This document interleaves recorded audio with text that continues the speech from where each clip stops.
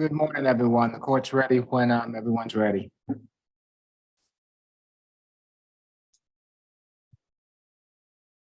Good morning. We can start the probation. Okay. Since you wanted to do that first.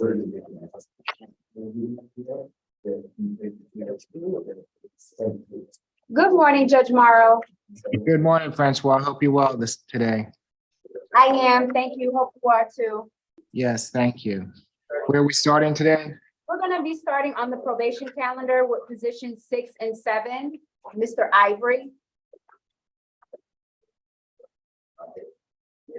Yes, morning, Officer Harris. Good morning, Judge. How you doing? Well, thank you. Hope you are as well. I am. Morning, Judge. Good morning, Howard. Good morning, Mr. Ivory. I'm Judge Eric Morrow. This is the probation revocation calendar that we are conducting by video. Do you agree to have your case heard by video? Yes, sir, I do. Thank you. Officer Harris?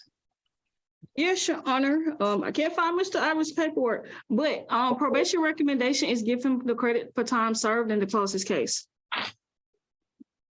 Yes, Judge, and I do have the paperwork. We went over it yesterday, so, and we'd ask the court to accept that recommendation. Okay. Given that that's the probation's recommendation, Mr. Ivory, time served. Good luck to you, sir. Thank you, sir. You have a blessed day. You do the same. Thank you, Mr. Howard.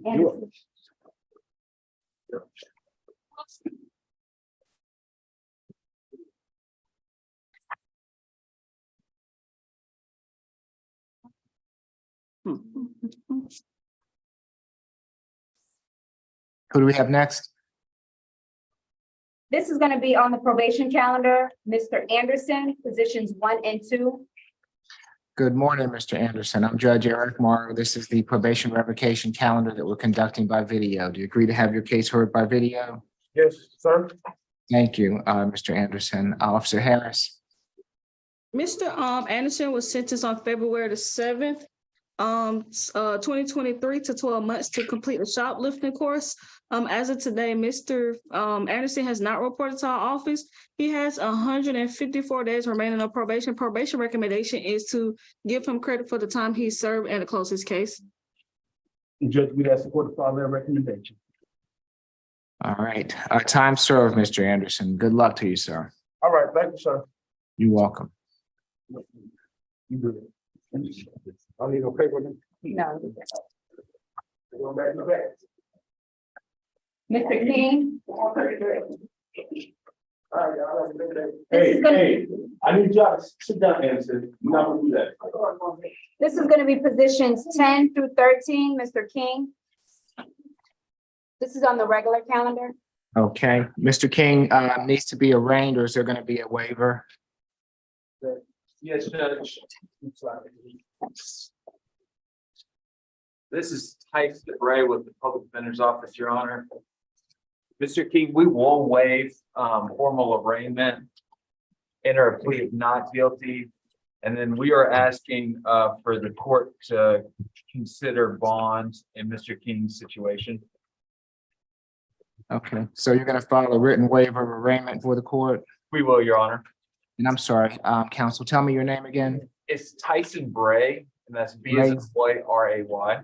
Yes. Good morning, Mr. Bray. Morning, Judge.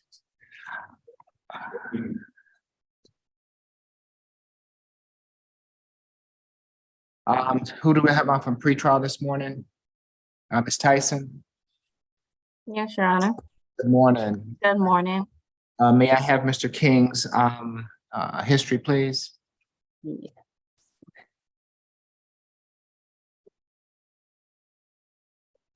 I'm sorry, before we do that, Ms. Tyson, good morning, Mr. Pierre Thomas. Did Mr.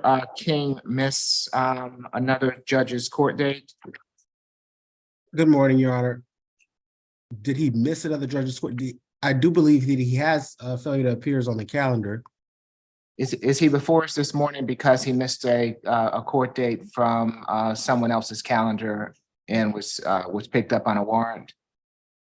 I don't believe so, Your Honor.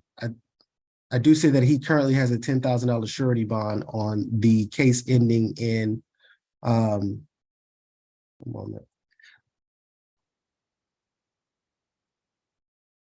On the case ending in 124. $10,000 good bond on Yes, position Your number 10 and position 13, the battery family violence. Your Honor, the battery family violence was an FTA. The $10,000 surety bond was surrendered by the bonding agency in May. Okay, and good morning, Ms. Fall. Can you tell me, given that it was an FTA, what judge was that before? Yes, if you'll just give me a moment, I can look that up, Your Honor. Thank you. Mr. Bray, I'm asking because it's this court's policy that if they missed another judge's calendar and another judge issued a bond, I have it returned to that judge if they want to have a bond modification. So if he missed a court date, I'm going to return it to the division judge whose court date he missed. Yes, Judge. Now, I will say for the court that Mr. King has told me that he did receive notice, though it was late because a tree had actually fallen on his house. He had to evacuate his house while the repairs were being done. And so once he received the letter, I believe it was his brother or cousin that received the letter. Ultimately, it was past that court date. And at that point, Mr. King did turn himself in. So this isn't a situation where he was trying to run or he had to be extradited. He did turn himself in once he found out about that warrant and missing court that day. He does also have an older case on the calendar, Your Honor, that 14 CR case. And there's also an FDA listed for that case at position 12. So the older case is position 13, the FDA is position 12.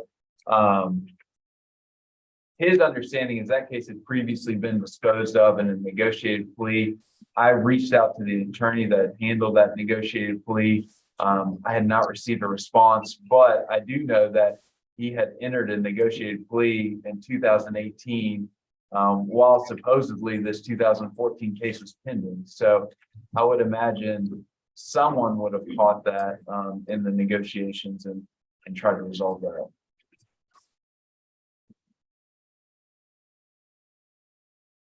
Your Honor, additionally, it looks like this case was identified as part of the Orca project. So I'm not sure if it is still in Judge Besson's courtroom at this time.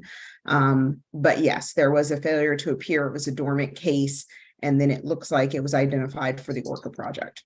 Okay, given that it's an Orchid case and might possibly be mine, I will go ahead and consider the request for bond modification. Thank you, Ms. Falk. I appreciate that. Yes, Ms. Tyson, can you give me the history, please? Yes, Mr. King, he has 11 arrest cycles beginning in 2001. So history within 10 years. He has a misdemeanor conviction for giving false name from DeKalb County from 2013. We have another given false name and driving without a valid license from 2015 out of DeKalb County. And he has an FTA from 2016 out of Fulton County. It looks like the underlying charge was the battery, that 14 CR case. And his last arrest was for another FTA in Fulton County for the other case that's on the calendar, Your Honor. Nothing to add. Okay, Mr. Pierre Thomas. Yeah, the facts of this case arise out of the incident where the defendant was seen on CCTV walking on the property of a southbound platform of MARTA near the escalator inside the Midtown MARTA station with his finger on the trigger of a radical firearm, specifically RF-15. The defendant was observed firing a single shot towards the ground. Your Honor, the state would ask that the bond remain the same and that the stay away from the incident location be put in place or remain in place.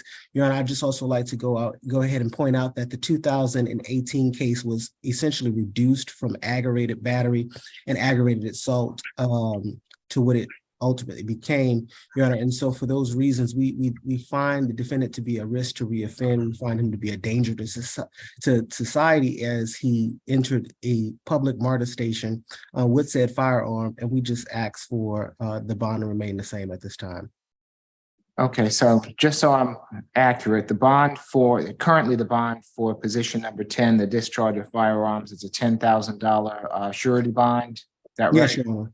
And what's the bond for the battery family violence? It's a $4,000 surety bond for the battery family violence, Your Honor. Say it again, It's a $4,000 surety bond. 4,000, okay.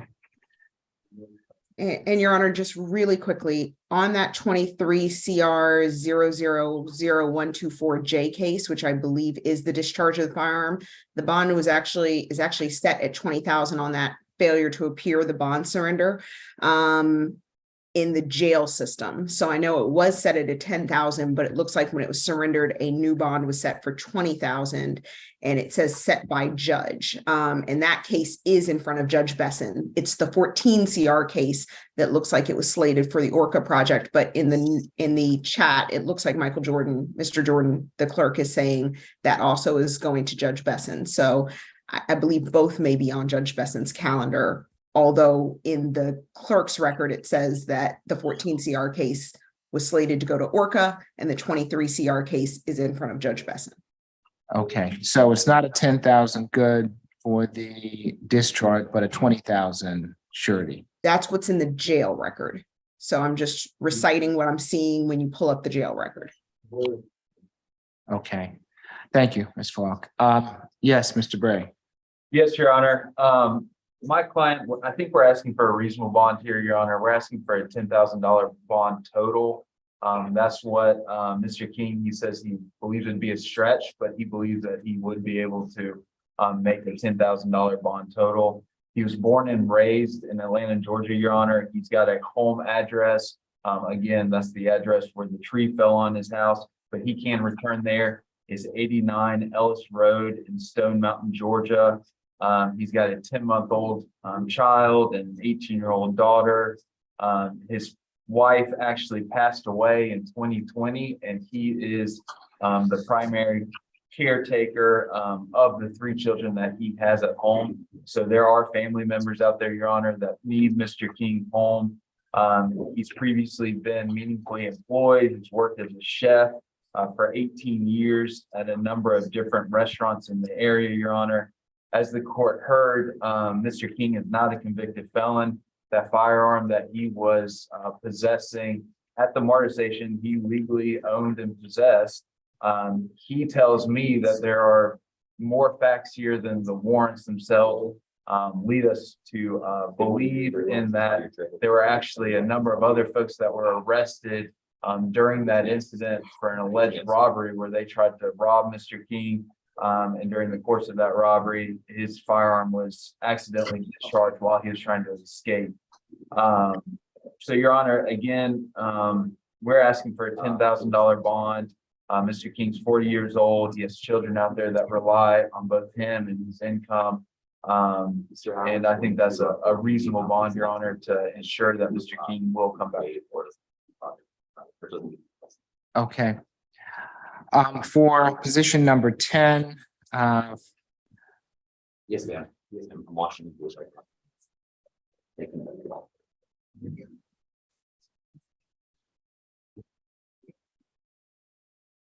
on the, which one?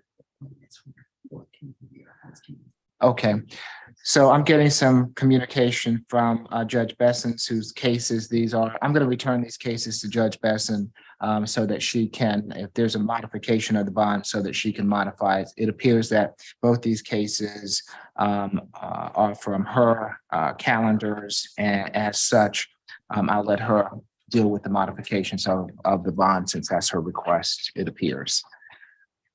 All right, good luck to you, Mr. King. Yes, Judge, thank you. Position 8, Ferrera. Your Honor, with Mr. Ferreira, this will actually be a negotiated plea. I was able to talk with Mr. Ferreira this morning. We had previously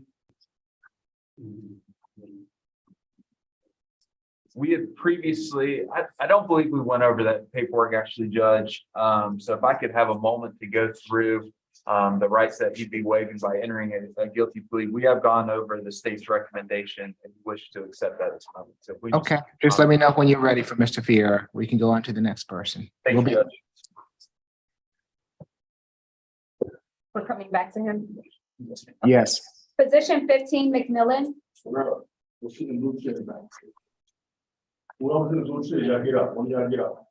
I have that Mr. McMillan's gonna be a waiver. That's correct, Your Honor. We'll waive formal arraignment. We do not need to address bond in this situation. He's already got an SOV bond with the jail. He's just serving out a remainder sentence on another misdemeanor conviction. So nothing on the calendar today is holding Mr. McMillan in. So we'll just enter a plea of not guilty on this misdemeanor and waive arraignment at this point. And we'll file a written waiver. Thank you. Mr. McMillan, your case will be returned to the division judge and you'll get notification of your next hearing date. Good luck to you, sir. Thank you. Position 16, Miller.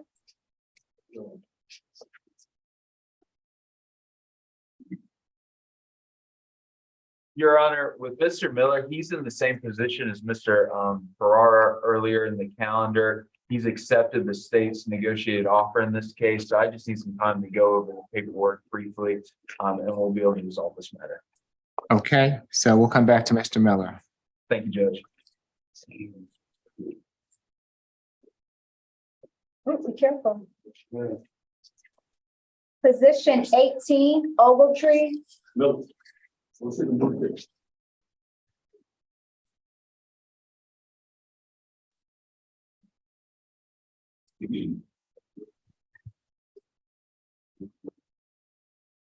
We have Mr. Ogletree's bond down there. Good morning, Your Honor. Yes, good morning, counsel. Let's see, can you, I've got a number of people that I don't think that, is this Mr. Mr. Trejo? I Yes, Your didn't Honor. recognize you. How you Good doing morning. today? Yes, sir. Mr. Trejo, what are we doing with your client this morning? With Mr. Ogletree, Your Honor, we will be waiving formal reading. We will enter a not guilty plea, and we would like to be heard on the matter of his bond. Okay, what's the current bond? The current bond is a $2,000 surety bond, Your Honor. And we'd be asking for a signature bond. Miss Tyson, is there a history? Yes, Mr. Ogletree, he has 17 arrest cycles that began in 1978. Within the last 10 years, he does have one felony conviction out of Spalding County for possession of cocaine. Disposition date on that is September 2023, and he received 3 years probation on that case. And his last arrest looks like was September 7th of this year for an FTA. Nothing to add, Your Honor. So no violence in his history? So the last arrest before that, Spalding County, was in 2010. Let's see what that other, or what the underlying charge was. Let me look. It looks like multiple DUIs.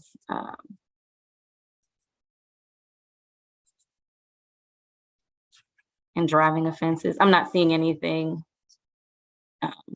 violent, and I'm already in 1991. I don't see any. A burglary. There's a burglary from 1978. Yeah, that's it. Thank you. Ms. Falcon?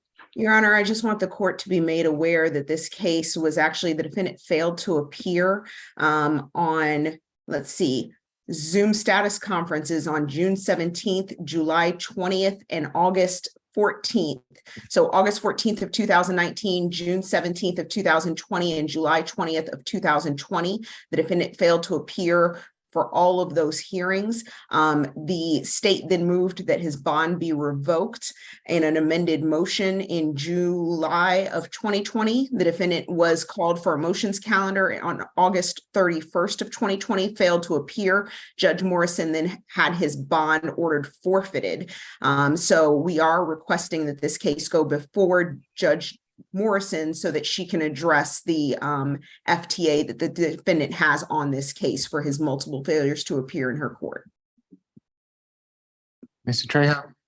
Yes, Your Honor. My client tells me that he did not receive notice of that 2020 motions calendar. My client is 64 years old, and he indicated to me that he is not able to access Zoom either, and that was an issue with him. However, Your Honor, he does not have any recent violent history to speak of. This case itself is from 2018.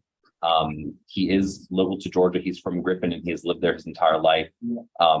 He can't work because he is disabled. He receives disability given that he has back problems. He does have a number of family here in Georgia, Your Honor. He's got 2 sons and a daughter who he is close with. He does have a close relationship with them, as well as 8 grandchildren. Even though he can't work, Your Honor, he does stay busy. He attends Mount Pleasant Church year round, and he does help them with various functions in the community. He's an usher there, and helps seat people, and he does take care of any other needs that may arise. Currently, Your Honor, he does have stable housing. He's living at a rooming house down in Griffin. So he does have a support system around him. And Your Honor, given the fact that he will already be reporting to probation once he's released on some of these other charges, we do feel that he's going to be adequately supervised, that he should be able to continue moving forward with his case out of custody. Okay, I believe that I'm going to follow my normal policy and practice, Mr. Trejo, by returning it to the division judge, given that he missed a number of court dates on her calendar. So if you seek a modification, you can address that with Judge Morrison. Great. Good luck to you, Mr. Ogletree. Thank you, Your Honor. Thank you.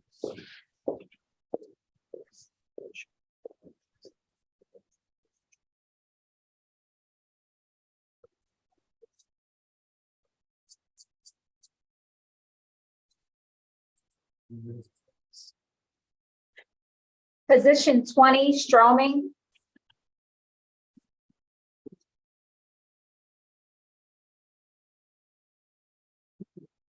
What are we doing with Mr. Stroming this morning?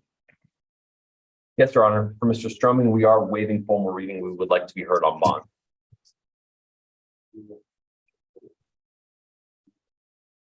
What's the current bond? Do we have his bond? Give me one moment, Your Honor. Thank you.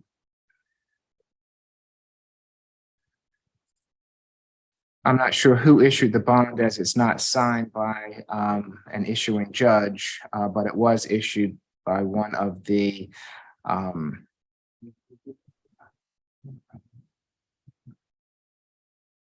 I'm not sure which judge issued it. I have a $500 good bond for each charge, a total of a $1,000 good bond.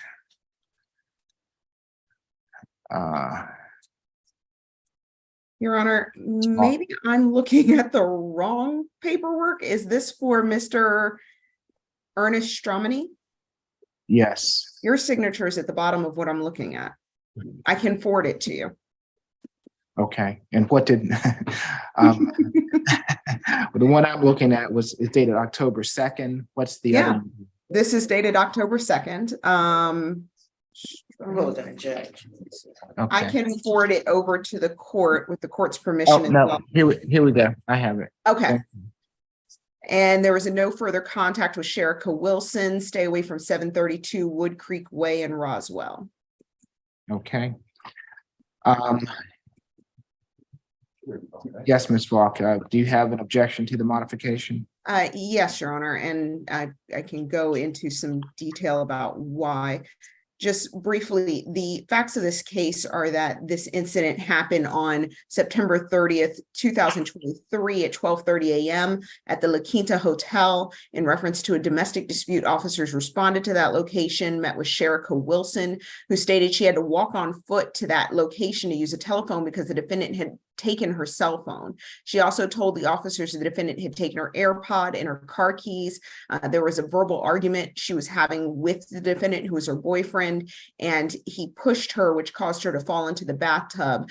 They are in a romantic relationship and reside together. I just wanted to point out that the defendant is currently on an open $5,000 surety bond on 23 CP 222323, which is a possession of Schedule II controlled substance. He received a $5,000 surety bond that it did involve the same individual as a witness, and the police detained the defendant at her home.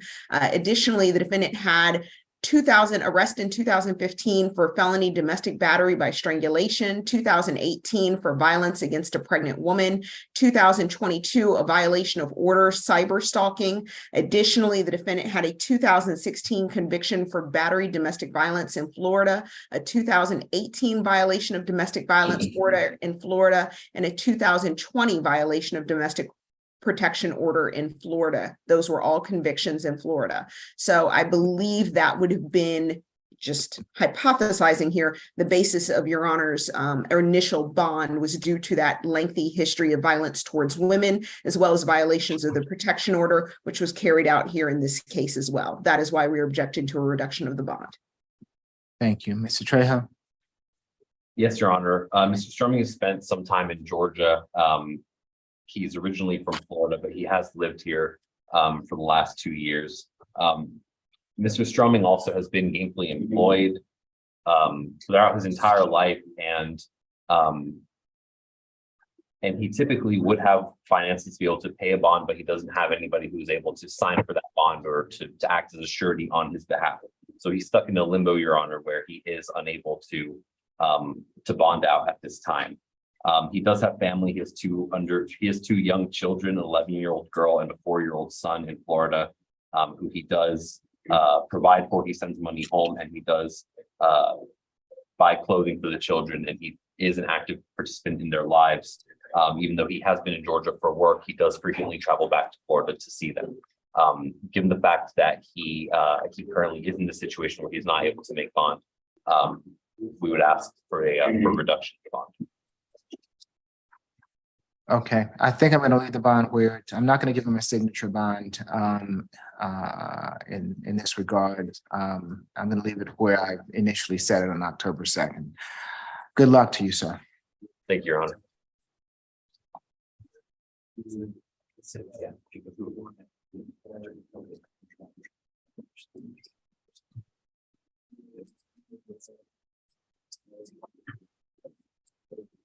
Thank you. Going back to the probation calendar, position 3, Mr. Arnold. Morning, y'all. Yes, good morning, Mr. Arnold. I'm Judge Eric Morrow. This is the probation revocation calendar that we're conducting by video. Do you agree to have your case heard by video? Yes, Your Honor. Thank you. Yes, Officer Harris. Yes, Your Honor, Mr. Arnold was sentenced on July the 25th of this year to 12 months to complete a behavioral health evaluation and 6 weeks of anger management. He has not reported to our office as of today.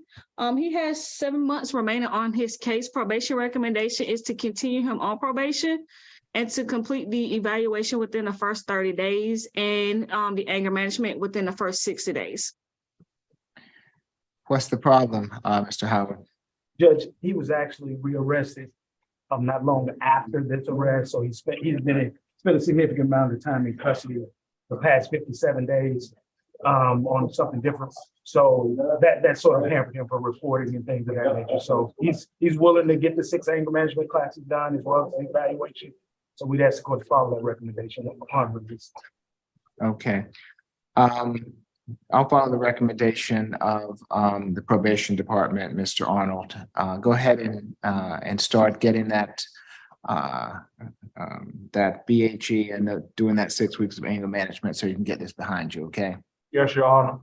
All right, good luck to you, Mr. Arnold. Thank you, Your Honor. Thank you. Your Honor, this is ACDC. I have before you position number 19, Eberardo Salazar. Okay, this is going to be an arraignment.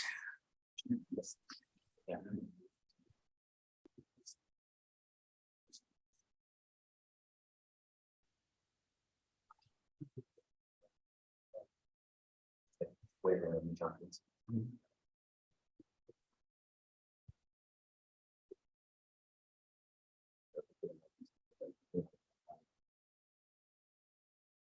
And Your Honor, if I can request that Ms. Harris give me a call at 2392.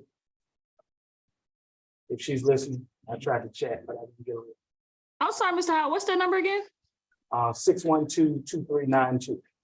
61223. Yes. Okay, so who's representing Mr. Salazar? That will be me, Your Honor, Javier Trejo with the Public Defender's Office. And what are we doing with Mr. Salazar this morning, Mr. Trejo? We will waive formal reading and enter a not guilty plea, Your Honor. We do not need bond addressed at this time. The offer that we received in this case was for Mr. Salazar to enroll in DUI court. So we would ask that he be transferred back to divisions that our office can facilitate that process for him.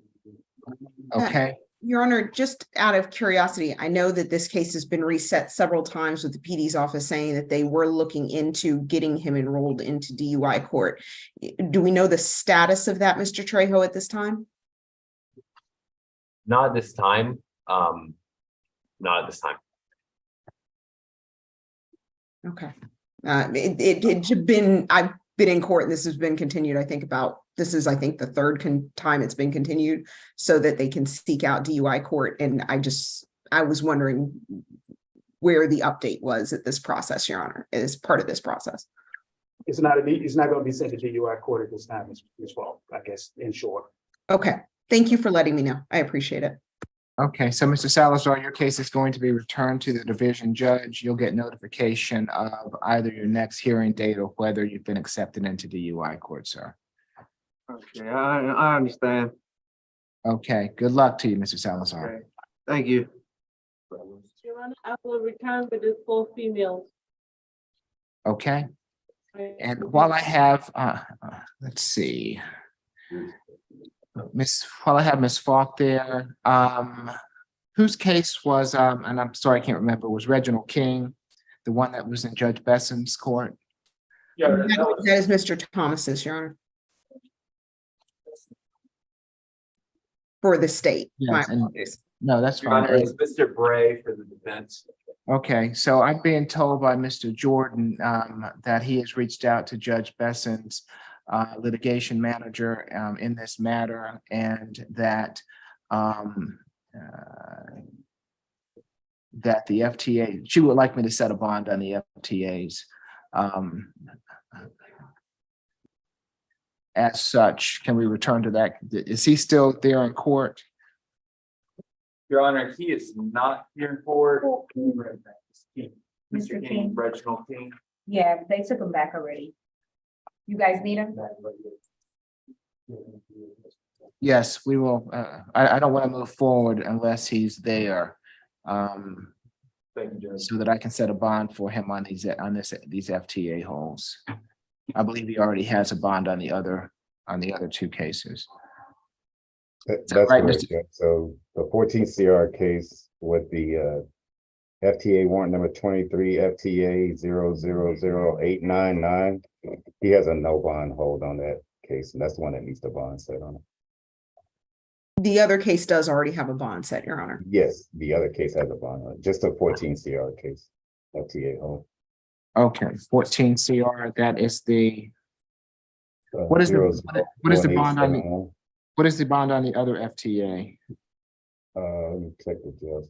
I think that's the one that had the $20,000 bond. That was the one with the Okay, so that had a $20,000 bond, and I thought that the other case had a 2,000 or it's not the one that had a no bond hold on it. She just set the no bond hold, so the clerk's office would not reset the case if he came to reset the case. Was it initially a $4,000 surety? On the original arrest, Yes. let me check.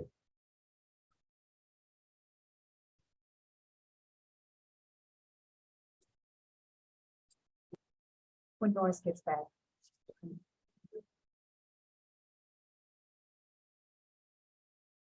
It was originally a $4,000 surety bond through Jet Bonding Company. on 3/4/2014. Okay, is there any objection from anyone to me resetting that back to a $4,000 surety bond?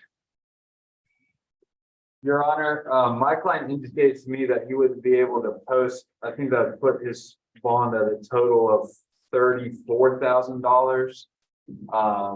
10,000 on the discharge of the firearm, 20,000 on the FTA. And then of course, 4,000 for the FTA and the old case for the battery chemical violence. My client indicates he would not be able to post a bond. I'm just trying to set him a bond so that it's not a no bond status, so that when it goes back, so that he will have a bond. I still intend on sending this back to Judge Besson if he cannot make the bond and you wish to seek a modification. But at this point in time, I just want to give him a bond on it. Correct, Your Honor, and that would be no objection from the state. Okay, And so- of course, Judge, I would ask for a bond that my client thinks he might be able to afford. okay, and you can request that of Judge Besson if it gets back to her case for modification. So at this time, I'm going to reset that bond at a $4,000 surety with all the previous conditions. Okay. Who has that? Position number 1, Benson on 3 South.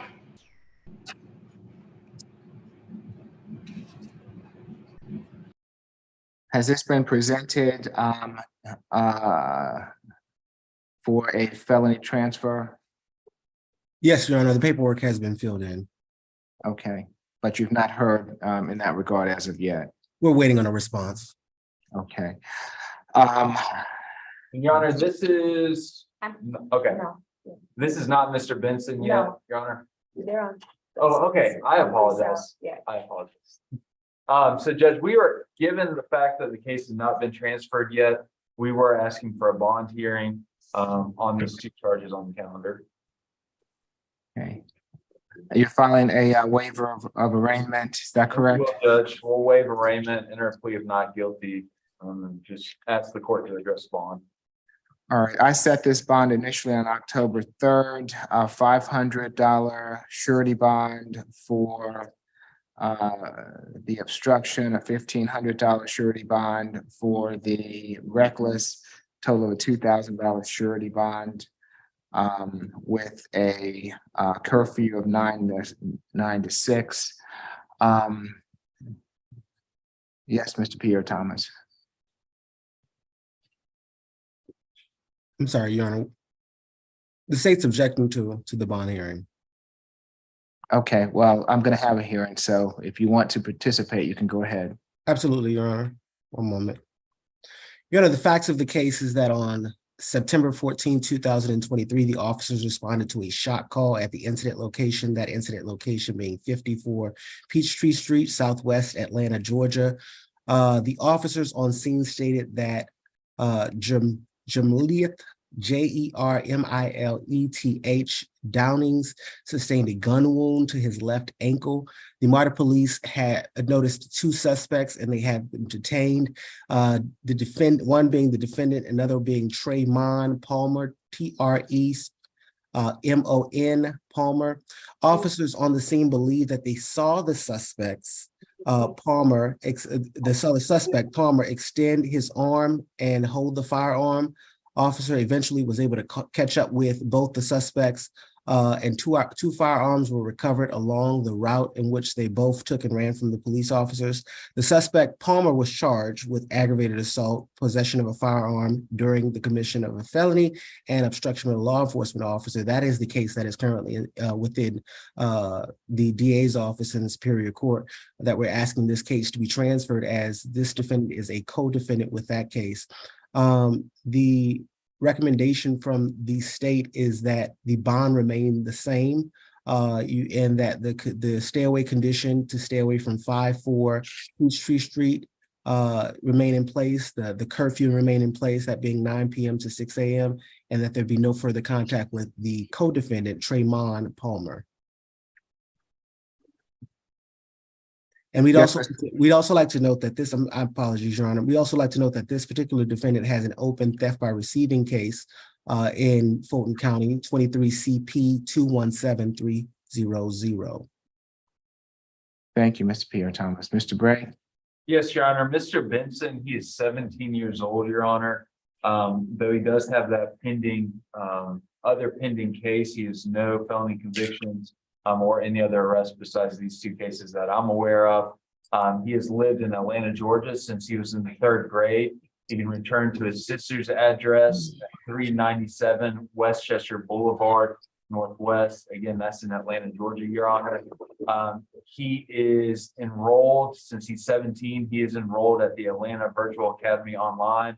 He's currently missing classes. He's scheduled at this point to graduate next year with his high school diploma. So we are asking the court to lower Mr. Benson's bond to allow him to be out and continue his education. He's also told me he's worked while in school in the past. He most recently worked at Wendy's for 3 weeks, but before that, he was at Burger King for around 8 months. Your Honor, heard some of the facts. Again, there's no, I don't think, any direct evidence indicating that Mr. Benson possessed a gun in this case. And Your Honor, Mr. Benson, during the course of the case, broke, I know, at least one, maybe two of his legs. So he is in need of medical attention, and he is concerned about his legs, of course, healing improperly, and long-term ramifications of being in custody while he is recovering from those injuries. So Your Honor, we would ask for a SOB bond through pretrial. We're fine with the other conditions as far as the stay away, as far as the curfew. We're just asking for an opportunity for Mr. Benson to be out, continue with his education, potentially work once he's overcome his medical impairment at this point, and prepare for trial on the outside. Who is this guardian, Mr. Bray? Your Honor, I know his sister can watch over him and provide guardianship, but I don't have any more details over that. Okay, I saw Mr. Benson at the SEA calendar on October 3rd. I think that was my concern at that time, is that he's 17 years old. There was not a guardian at that time. I believe that I asked the public defender at the SEA calendar to, if he wanted a modification, that I would consider it, but I needed to have someone that was going, that he had a place to live and that he had somebody that was going to attend to him, given his age. That would still be my request of the public defender's office. If you would like time to do that, I'm happy to consider a modification once you've had a chance to get in touch with somebody, but I'm not going to put this young man back out on the street with nobody to oversee him. Yes, Judge. I can certainly work on that. If I can have it reset for the next SAP calendar, and then I'll make sure that we have that information before the next bond hearing. Okay, I'm happy to do that, but I'll just let you know that I'm not the one that's going to be on the next SAP calendars. I think my next one is not for another 2 weeks. But if you'd like to reset it for 2 weeks from today, I'm happy to do that. Judge, if we could reset it for 2 weeks from today, I would ask for that. Okay. In Your So- Honor, if I may have the opportunity to correct a misrepresentation for the record, I think it was represented that there was no indicia that he had any sort of possession of the firearms. The indicia for the reckless conduct, specifically the warrant, specifically states that he discarded the firearm, the AK ghost gun. And so he was in possession. I guess what I'm trying to say is that there is indication that he was in possession of the firearm, according to the warrant. Okay, thank you, Mr. Pierre Thomas. 2 weeks will give the state the opportunity to hear back from whether or not it will be transferred, and also give Mr. Bray enough time to see if he can find Mr. Benson's guardian. Okay, Mr. Benson, we will see you back in 2 weeks, sir. Thank you, Judge. Position 22, Mr. Tremaine.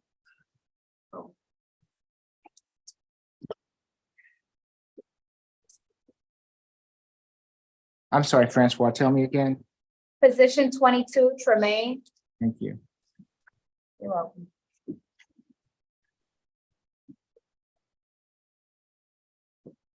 What are we doing with Mr. Tremaine this morning? His first, Your Honor, Javier Train on behalf of Mr. Pierce. His first name is Tremaine, his last name is Pierce, so I think that may be an error in his system. This will be a negotiated plea, Your Honor. Okay, very good. And we have plea paperwork filled out to that effect as well. Good morning, Mr. Pierce. I'm Judge Eric Morrow. This is the state all-purpose calendar that we're conducting by video. Do you agree to have your case heard by video? Yes. Thank you. Can you raise your right hand for me? Do you swear or affirm the testimony you're about to give before this court be the truth, the whole truth, and nothing but the truth? Okay, you can place your hand down. Thank you, sir. Ms. Falk? Yes, Your Honor. Does Your Honor prefer for me to go over the facts or just ask the defense to stipulate? Normally, you all ask to stipulate, but. Yeah, well, since it's a negotiated plea, that's why I was asking. Okay, that's fine. So the state's recommendation is 12 months probation, 90 days to serve, credit for time served 15 days. That would be from October 3rd, 2023, balance probated, 12 weeks of anger management, no contact with Rady Williams. And let me just make sure I have that name correct. That is correct. And then stay away from 1255 West Peachtree Street, Northeast Atlanta, which is the Arts Center station. The state would ask the defense stipulate to venue ID and factual basis. So stipulated for purposes of the plea. And we would like to sound for Mr. Rady Williams in case he is present today. If Mr. Williams is present and wishes to address the court, now is your opportunity to do so. If you'd like to address the court, I'll need for you to unmute yourself, activate your camera, and I'll have to swear you in. Doesn't appear so, Ms. Falk. Mr. Trejo? Actually, I believe that may be the gentleman under Samsung SM8236U. If I could just make sure. Mr. Rady Williams, if that is you at the Samsung, can you please raise your hand for me if you are Mr. Rady Williams? Okay, so that is you. So Mr. Williams, if you could just unmute yourself if you would like to speak to the court so that the court can swear you in.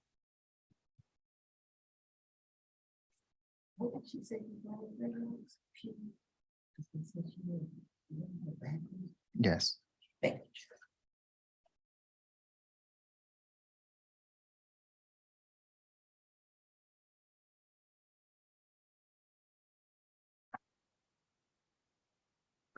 Your Honor, Mr. Williams seems to be having some trouble with the mute button. If we could go to the defense, and then if Mr. Williams is able to resolve that, we can come back to Mr. Williams before Okay. Your Honor announces the sentence.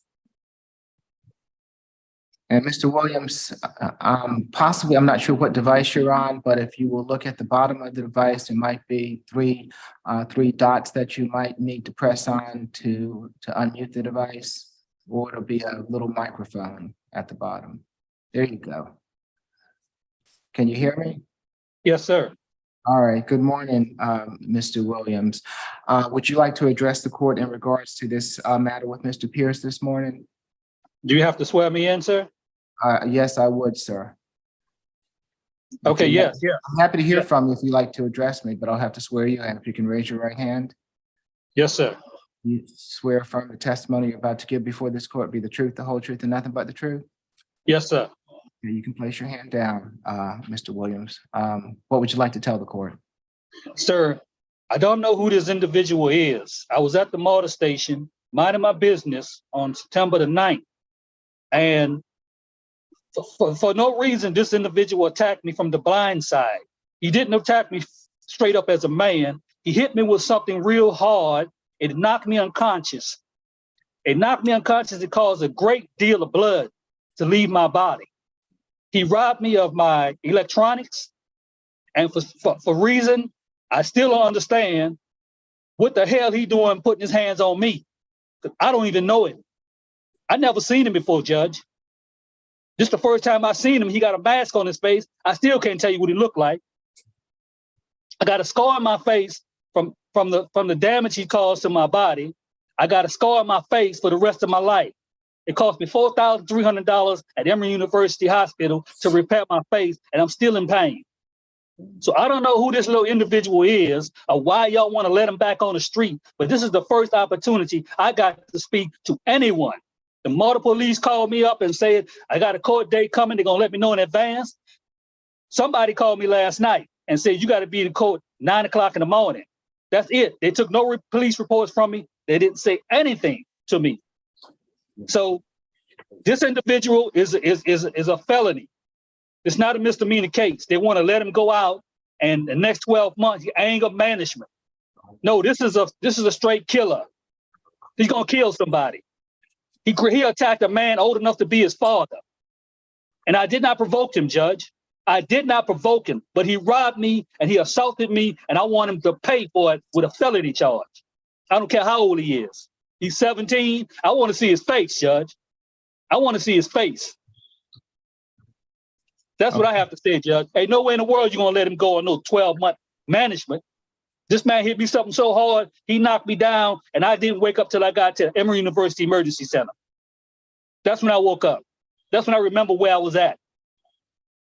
This little punk right there, 17 years old, I think you say he is. He ain't man enough to go man to man with me. So he had to have something. He had to have something, a weapon. Okay, Mr. Williams, I'm so sorry for your experience. Are you telling me that you've not heard from the solicitor's office whatsoever in regards to this matter before this morning? No one, sir. They called me last night and they told me be ready in the morning. And that's why I didn't even know how to use the phone, sir. They didn't prepare me for anything. They didn't even give me a police report. They didn't take a police report. They just pushed this fool back into society. Okay. And I'm telling you, Judge, the truth. I did not provoke him. He's old enough to be my son. I did not provoke him. We do not harm the next generation that we produce. Trial calendar. All right, Mr. Williams, I understand what you're telling me. Ms. Falk, I will need for you to have one of your someone from your office reach out to Mr. Williams for the court. Yes, Your Honor, and we did reach out yesterday. At the time of SEA, we did not have the information, but we did reach out yesterday, make contact and speak with Mr. Williams at that time. Okay. I would like for you to reach out and speak with him again. Mr. Trejo, Absolutely. I have down that this was going to be a not guilty plea today. Prior to a plea being taken, I think that I'm not comfortable taking that plea today prior to the solicitor's office reaching back out to the alleged victim in the matter. I am going to reset Mr. Pierce's case for 2 weeks before me. He already has a bond in the matter. Did I set that bond?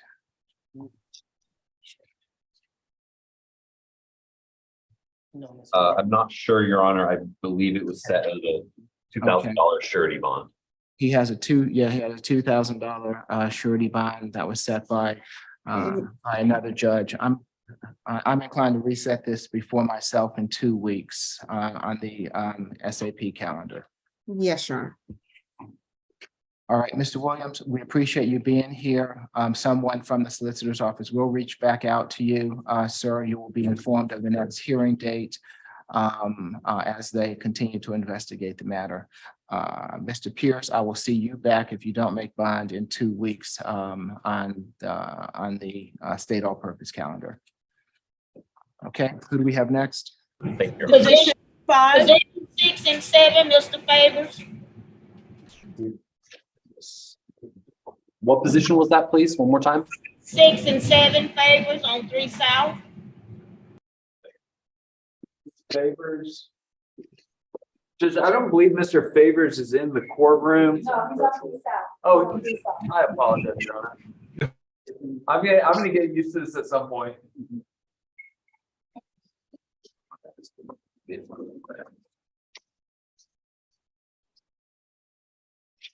You know, I believe this is a case that should be a back to as well. It's attached to an FTA, and it looks like the original judge is Judge Edie or I want to see his face. Okay, hold on for me just a moment, Mr. Pierre Thomas. Mr. Gray, what are we doing with Mr. Favors this morning? Your Honor, I was gonna talk to him again about potentially entering a negotiated plea on the case. We had talked about having a bond hearing. But if the court would hear me on bond, and then if the court's not willing to set a bond, if we could potentially have time to try to resolve the case. I'm happy to give you the time to resolve the case. Mr. Bray, you know the court's position on failing to appear for a division judge and how the court normally would send it back to the division judge to make a modification to their bonds if they choose to do so. So would you like, in that case, would you like to speak with Mr. Favors before we go forward? Yes, Judge, I would, Your Honor. And if 3 South can please call down the phone down here in the courtroom, I'll speak with Mr. Favors over the phone. We're gonna have to do a breakout. There's no phone available. Can we just do a breakout then, Judge?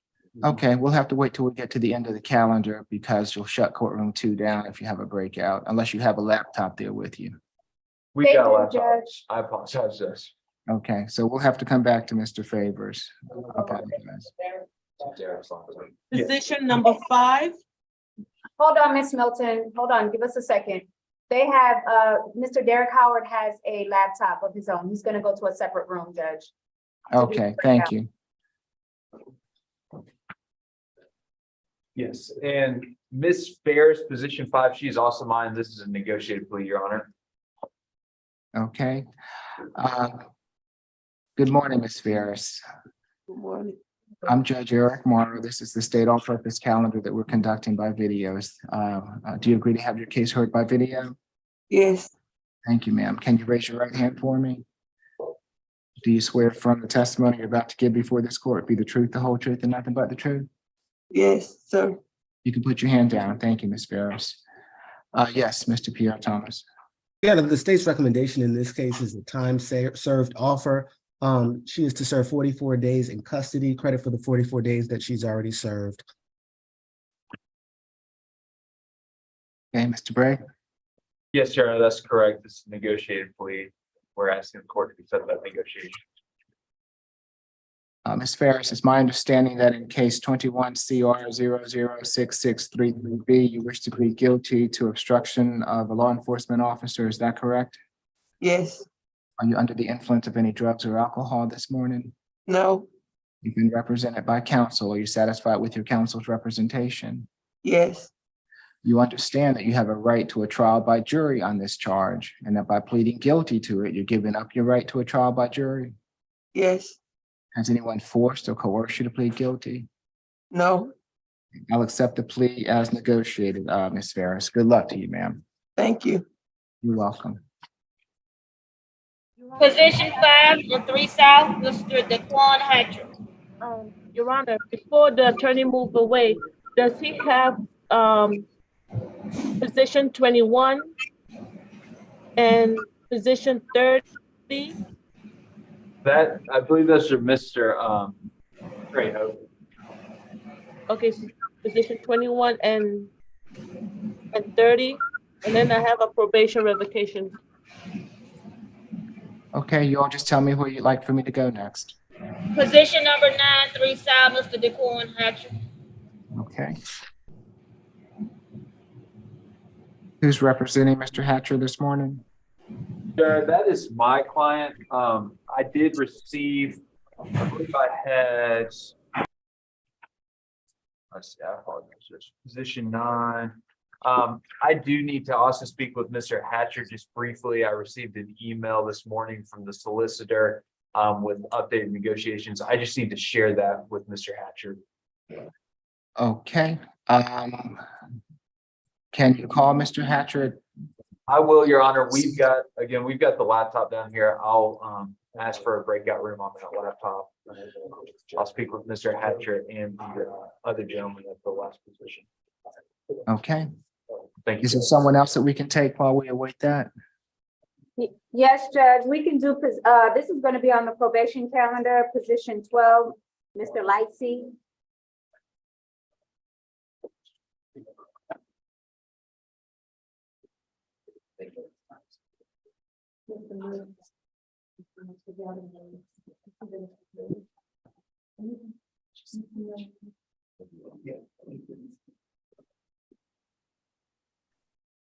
And this is Mr. Carlos Lightsey. Yes, Good- Judge, on the probation calendar. Good morning, Mr. Lightsey. I'm Judge Eric Morrow. This is the probation revocation calendar that we're conducting by video. Do you agree to have your case heard by video? Thank you, sir. Officer Harris? Yes, Your Honor. Mr. Lightsey was sentenced on probation January the 19th of this year to 12 months to complete the 24-week domestic violence classes. As of today, he has not completed those classes or reported to our office. He has 154 days remaining on his case. Probation recommendation is to give him credit for the time he served and to close his case. How long has he served? Just 53 days, Judge. Remember, the offer was credit for time served. He's been in 53 days.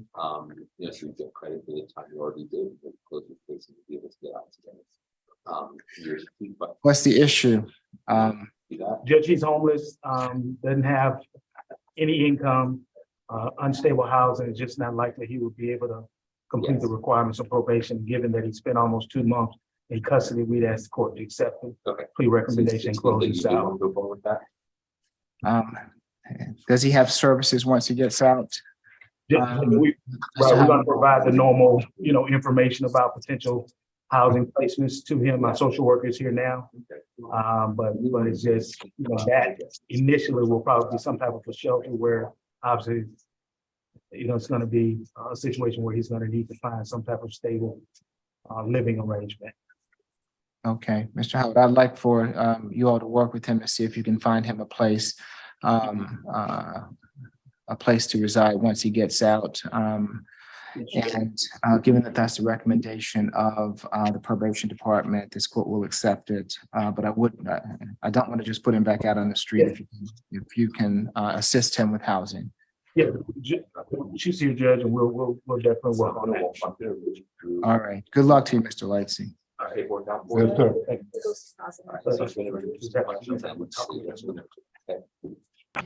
Position number 23, Mr. Tubble on 3 South. Michael Tubble, number 30. Deputy Blunt, the social worker will need to speak with him, so we'll need to do a breakout on him as well as the other position. Yes, ma'am. So if we're ready, Judge, they can put my laptop in a breakout with 3 South to handle those 2 positions. And we can maybe move on to something else. Okay, so 3 South, the 3 that you have there, I guess we need to have someone speak with them in the breakout room. So we'll be with Mr. Tubble as soon as we can. This is Mr. Miller. Next, Judge, we can do Mr. Miller, position 16. Satisfied with my conversation that we've had. Your Honor, this will be a negotiated plea.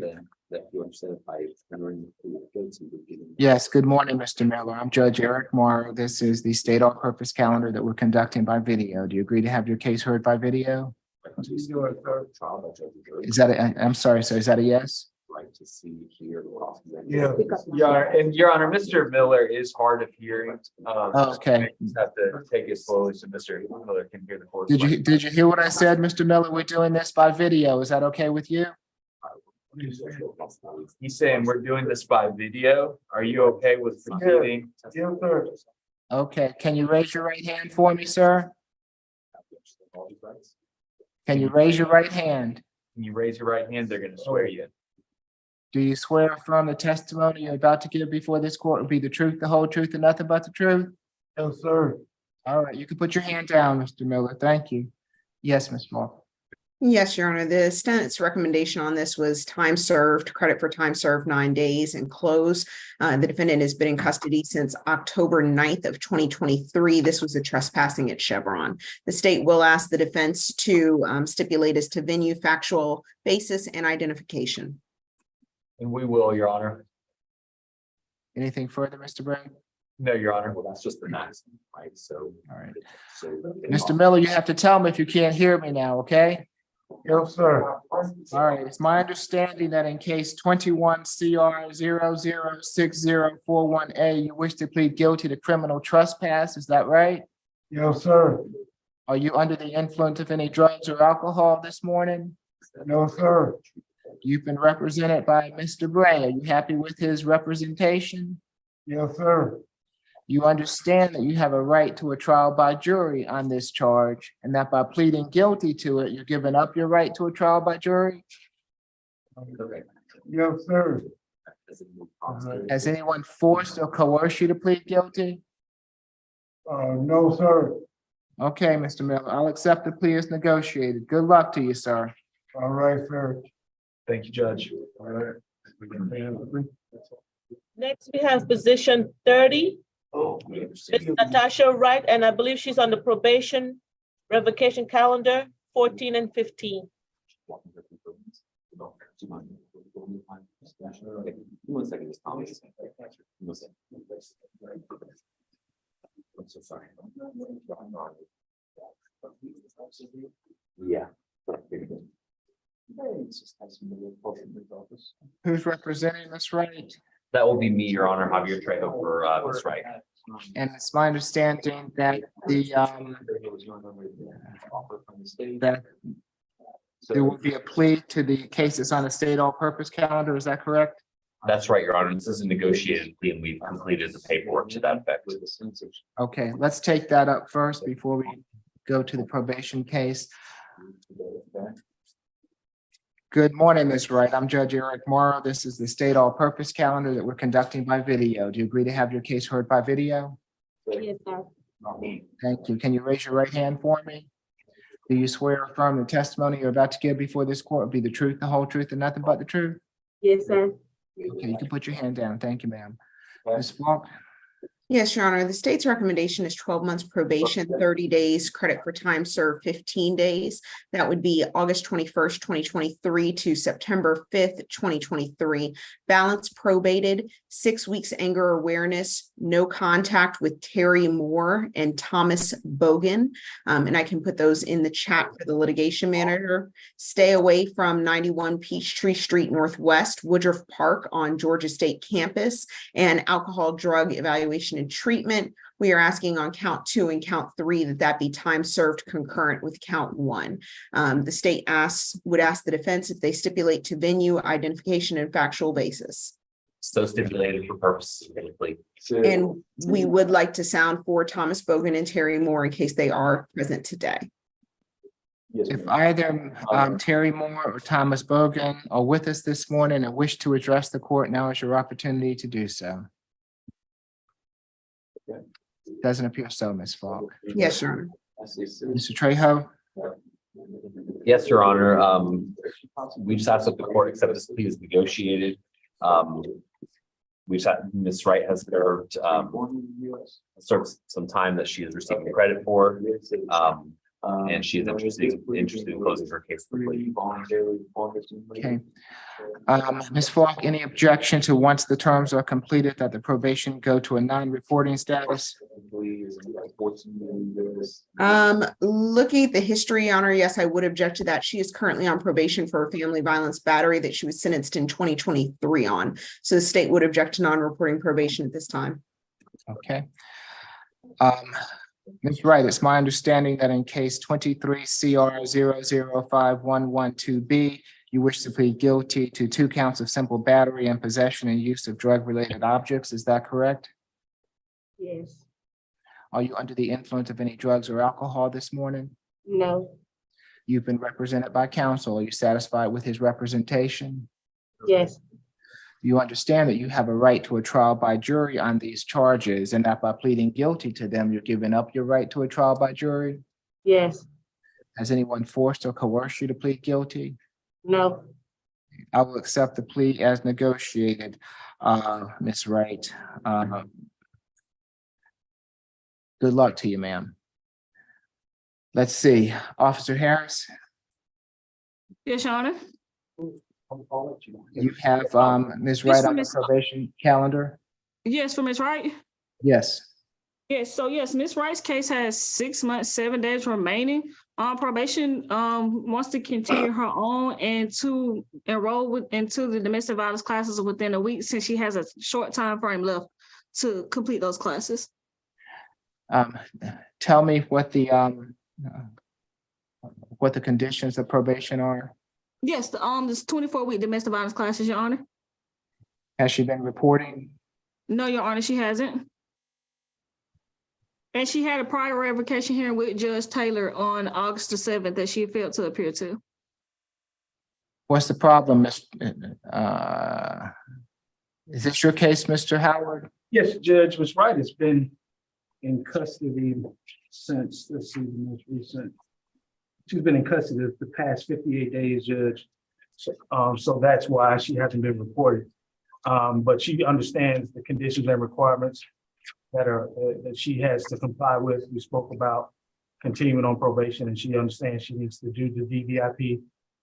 She had initially gotten a release, but then the probation, hold popped up, and so she's been here for almost the past 2 months, Judge. So we ask court to follow the recommendation.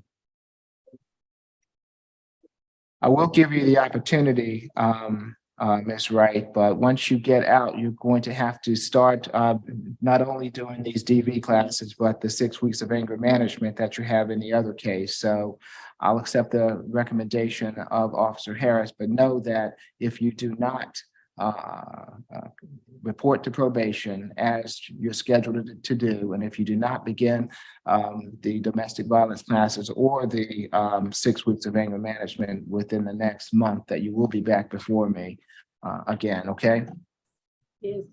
You understand? Yes. All right, so I'll give you the opportunity, but you have to make good on your end, okay? Yes. Before she goes, can I clarify one thing? I think, and Ms. Falk, you can tell me if this is correct.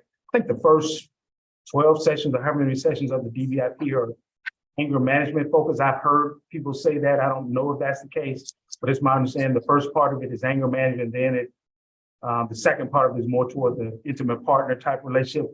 Is that correct, Ms. Falk? Are you aware of that? Or have you heard that? I am not aware of that. Okay. However, I will say if she is already doing the 24-week anger management, the state is willing to waive the 6-week anger management on our original negotiation on that 23 CR case that Your Honor just heard, if Your Honor is agreeable to that. Thank you, Ms. Falk. Judge, if you're okay with that, we would ask that that be the case.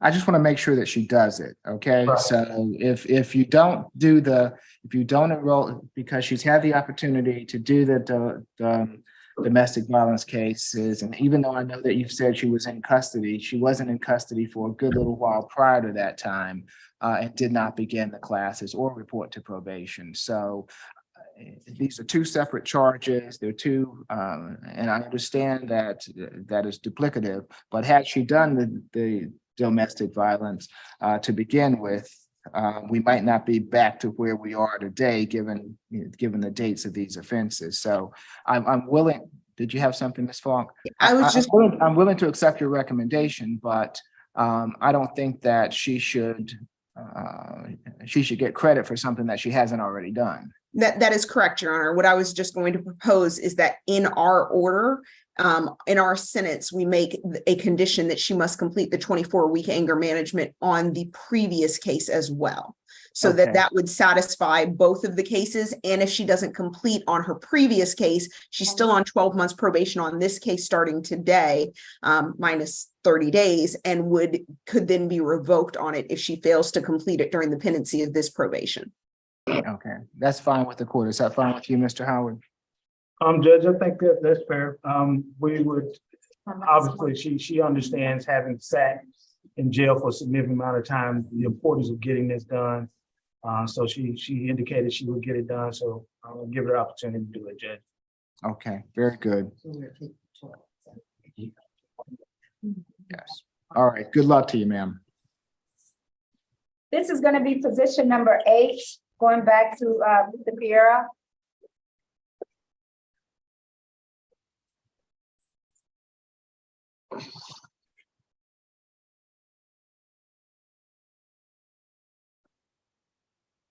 Your Honor, this will be a negotiated plea for Mr. Vieira. Yes, good morning, Again, Mr. Fiera, I'm Judge Eric Morrow. This is the state all-purpose calendar that we're conducting by video. Do you agree to have your case heard by video? Speak up for me, sir. Yes. Thank you. Can you raise your right hand for me? Do you swear from the testimony you're about to give before this court be the truth, the whole truth, and nothing but the truth? Yes. Okay, this is position 8. Thank you, sir. Yes, Mr. Pierre Thomas. The recommendation from the state is that the defendant served 12 months on probation, served 26 days in custody, credit for the 13 days that he's already served, with the balance probated to go non-reporting, and a stay away from the incident location, which would be Exxon gas station located at 1105 Holcomb Bridge Road. Yes. Mr. Bray? Yes, Your Honor, that's our negotiated resolution in this matter. We're just asking the court to accept that. Mr. Fiera, it's my understanding that in case 23 CR 005958B, you wish to plead guilty to criminal trespass. Is that correct? Yes. Are you under the influence of any drugs or alcohol this morning? No. You've been represented by counsel. Are you satisfied with his representation? Yes. You understand that you have a right to a trial by jury on this charge, and that by pleading guilty to it, you're giving up your right to a trial by jury? Yes. Has anyone forced or coerced you to plead guilty? No. I'll accept the plea as negotiated, Mr. Fiera. You understand that you cannot go back to that Exxon gas station, correct? Correct. All right. Good luck to you, Mr. Fiera. And Your Honor, does the defendant stipulate to the facts, the accusations, and the accusation and the and venue? We do, Your Honor. All right. Good luck to you, Mr. Fiera. Thank you, Judge. Judge, I do have a quick announcement for position number 14. Mr. Okay. Bonnie Mack, he's in downtown Port this morning. All right. So we're going to have to reset Mr. Mack. Who represents Mr. Mack? Your Honor, that is my client. That is fine, Your Honor. He actually has a SOV through the jail on this case. It is another case that's holding him in, but I'm fine with resetting it. Okay. When would you like to reset it until, Mr. Gray? A week from today? That's fine, Judge. Okay. I believe that's the 24th. Okay, who do we have next? Judge, I'm sorry, the remaining of the positions are going to be on the floors and also ACDC. We're completed here in Portland too. Okay, thank you. I appreciate it. Next, we have on the probation revocation calendar, position 4 and 5, Ms. Erica Hurd.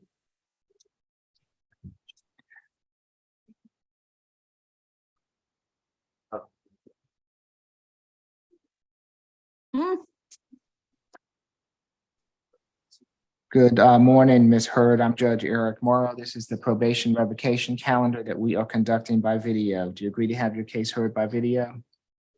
Yes, Your Honor. Thank you, Ms. Hurd. Mr. Howard, is this your case? Yes, Judge.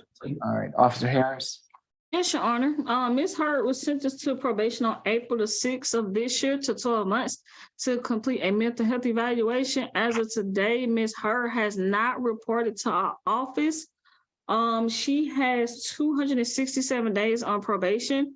Probation recommendation is to continue her on and to complete the evaluation within the first 30 days upon her release. What's the problem, Mr. Howard? Judge, she was ordered initially to go to Grady to get these things done, but Ms. Hurd has had some issues with Grady. She indicates she worked there at one point and she's had some difficulty dealing with Grady that she's been very concerned about. However, she did obtain her own treatment where she's currently going day by day over on Cleveland Avenue, where she has, a therapist and has receiving the services that she would have gotten at Grady. And essentially, we're just asking that the conditions be modified, that she can get her requirements done at the place that she's already identified and that she's connected with day by day. We just ask that she be allowed to phone report as well, if that's not an issue for the court or probation, but she's actively involved with them already, so we're just asking that it be switched to day by day as opposed to grading. Why hasn't she been reporting, Mr. Howard? Hold on, Ms. Hurd, excuse me. I'll have Mr. Howard speak with you if you need to speak, but let him speak on your behalf at the present time, ma'am. And Go Judge, ahead. in our discussion, she tells me that it was her understanding when she entered the plea initially that she didn't have to report in person, she could report by phone. And so she indicates that that's why she hasn't been showing up in person, because she was not under the impression that she had to report that I've way. been homeless, Your Honor. I've been homeless and I Okay. was improperly evicted from my home due to APD violating my Fourth Amendment rights. So that is why, and I pleaded no low contendere because I have no prior history. So I was Okay, never. Ms. Hurd, hold on a second. You have a right to remain silent. Anything you say can be used against you, okay? So. Yes, I've let not Ms. even been sworn in. Okay, let Mr. Howard speak on your behalf right now. So Judge, Officer okay. Harris, do you have any indication that has tried to report by phone? No, because I saw that she's had contact by email with her probation officer, Miss Allison. And we can't allow phone in reporting if we don't have a number for her. Okay, Do we have a good number, Mr. Howard? so Ms. Hurd, do we have a current number we can provide to them? I do not have a number. As I stated, my Fourth Amendment rights were violated by APD and I was taken out of my home and my phone and my laptop were in there. So I'm homeless at this time. So I had no way to report to Ms. Allison, and we corresponded about me not living in Atlanta, Georgia. And I don't know what happened with that correspondence. So Yes. actually, I'm not on any probation or anything. I just had to do a correspondence with Ms. Alice. And Judge, she's indicated a desire to move out of Atlanta, which is why she's asking that she not be required to report in person. But if she has access to email, or we can certainly make sure that she continues to communicate with her probation officer, which it appears she's been doing. By that means, she's not wanting to avoid contact. She just, just putting her life back together in terms of her housing. She wants to have that. She's looking at moving out of the immediate metro Atlanta area. So we'd ask that accommodation be made, but she's continuing to go to day by day, Judge, where to get the evaluation. And we talked about that last night, so she understands she'll need to get that evaluation done through them. And also, Your Honor, I'm a Federation officer. So therefore, I already am under all type of surveillance and care and have already been moderated as far as my mental health. Mr. Howard, I don't mind that. I don't want to set her up for failure. So I certainly don't mind that she reports by phone or however probation can properly. Your Honor, can you help me with some housing situation? Hold on, Ms. Hurd.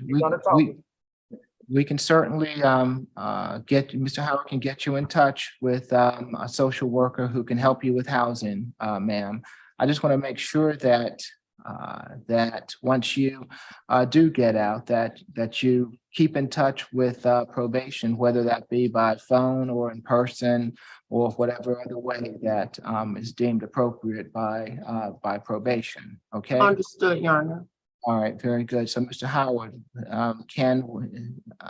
and as far as the day by day goes, the court does not have any objection to that, as long as the probation department does not have an objection. And then we would have to get that paperwork together to make sure that she's actually. I'm already under federal. I'm already under. Hold on, Ms. Hurd. Let Mr. Howard talk for you. You understand what I'm saying? You understand what I'm saying, Mr. Howard? Yes, Judge. We need to get, right, I understand. And Miss Amin Williams is here. We'll do a breakout so that she can talk with Ms. Hurd directly about the housing situation as well. Okay. Anything further, Officer Harris? No, Your Honor. Okay, so with those stipulations, I will continue her on probation so that she can either complete the MHE or start the MHE. I'm not really sure where in the process that is at the present time. Did you have something, Ms. Falk?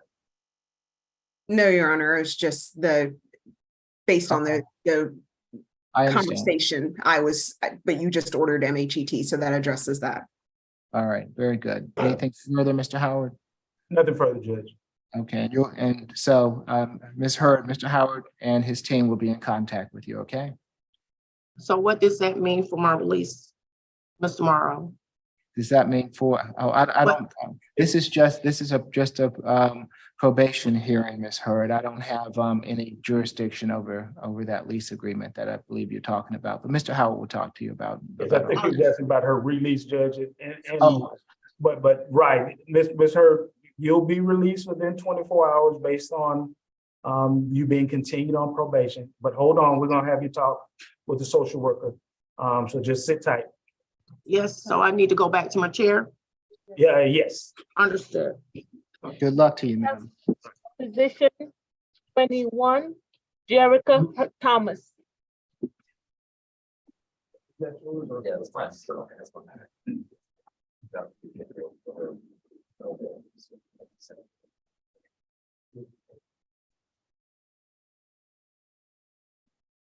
Mr. Trejo, what are we doing with Ms. Thomas this morning? This will be a negotiated plea this morning, Your Honor. Good morning, Ms. Thomas. I'm Judge Eric Morrow. This is the state all-purpose calendar that we're conducting by video. Do you agree to have your case heard by video? Yeah. Can you hear me, Ms. Thomas? Yeah, Okay. Do you agree to have your case heard by video? yeah, Can you raise your right hand for me, ma'am? Do you swear or affirm the testimony you're about to give before this court be the truth, the whole truth, and nothing but the truth? yeah. Okay. Have you had the opportunity to speak with her, Mr. Trejo? Yes, Your Honor. I spoke to her in person yesterday at ACDC, and I spoke to her over the phone this morning as well. Okay, Ms. Falk? Yes, Your Honor. The state's recommendation on this is going to be a time served 25 days, credit for time served 13 days from October 5th of 2023. I just want to put on the record that this is a case from 2018, February of 2018 to be precise. So we believe that this would be the best resolution of this case, given the circumstances. And the state would ask the defense to stipulate as to identity, factual basis, as well as venue. So stipulated. Is there no further contact? Your Honor, no, we have not, given the circumstances and given the age of the case, we do not believe that the contact will be an issue. We would like to sound for Miss Felicia Love, but we don't believe that would be an issue given that there is, just a moment, and let me just look at the relationship between the two parties. The defendant's mother is Miss Wendy Love, and Miss Felicia Love is related in some form or fashion to all of the parties listed above. Okay. But we would like to sound for Miss Felicia Love just in case. However, we have not had contact. If Miss Felicia Love is on the line and wishes to address the court, now is your opportunity to do so. I don't believe that I see her, Ms. Falk. And I would like to just modify that. We have attempted contact. We have been unable to reach Miss Love. Okay. Yes, Mr. Trejo. Nothing further, Your Honor. We ask that you accept the plea as negotiated, echoing what Ms. Fox stated. I've spoken to my client. We don't believe that there should be any issues with her not having contact with this person. So, we don't believe a stay away order would be necessary. Okay. ACDC, you'll need to unmute for me, please. Ms. Thomas, it's my understanding that in case 18 CR 0030007Y, you wish to plead guilty to simple battery. Is that correct? Yes.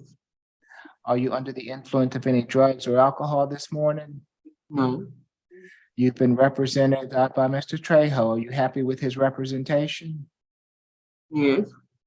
You understand that you have a right to a trial by jury on this charge, and that by pleading guilty to it, you're giving up your right to a trial by jury? Yeah. You have a right to a trial by jury on this case. And you're pleading guilty to it, so you're giving up that right. Do you understand that? Yeah. Okay, has anybody forced you to plead guilty? No. All right, Ms. Thomas, I'll accept the plea as negotiated. Good luck to you, ma'am. Thank you. You're welcome.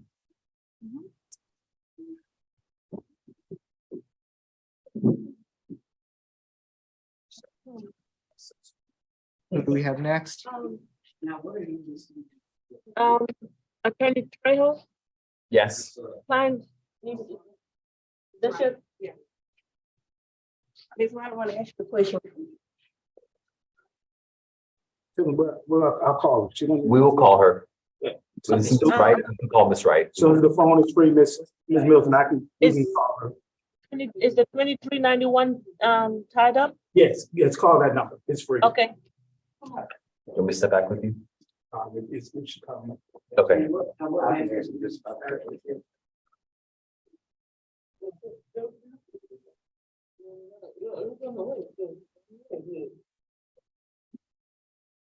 Will you take this Alexa? So Alexa's an antidepressant. You need to go home and look.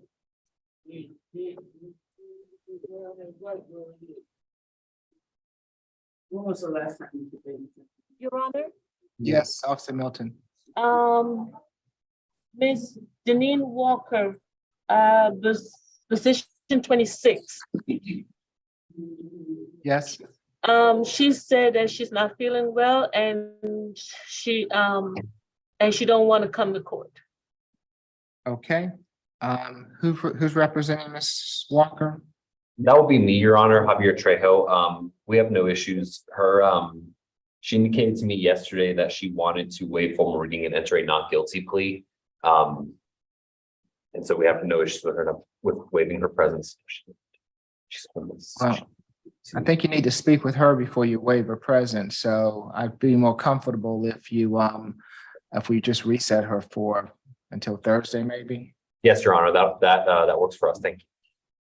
Okay, Thank so we're gonna reset her for this time, for the 19th, Officer Milton. Okay, all right, and that's it for ACDC, Your Honor. Okay, thank you, Officer Milton. Thank you. I'll see you this afternoon. Maybe. I'll Okay, I won't see you this afternoon. log on to say hello. All right. Okay, thank you. Is Francois still in the courtroom too? No, Your Honor. All right, so I think we're just waiting until someone from the floors joins us. Until that time, we'll be in recess. Great. Thank you, Your Honor. Yes, Your Honor. Thank you. What's there? You have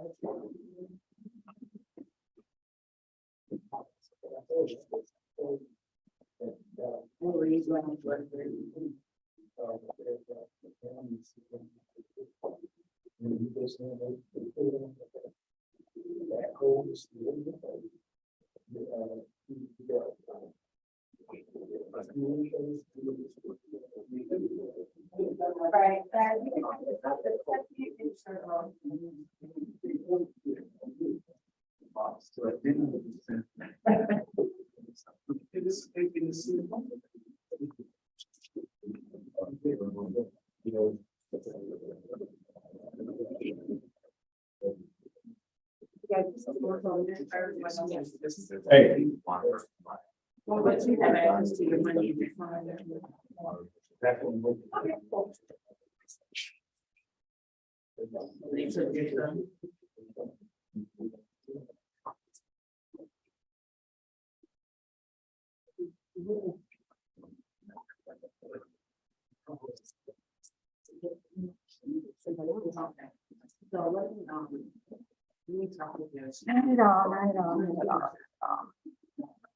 Yes, sir.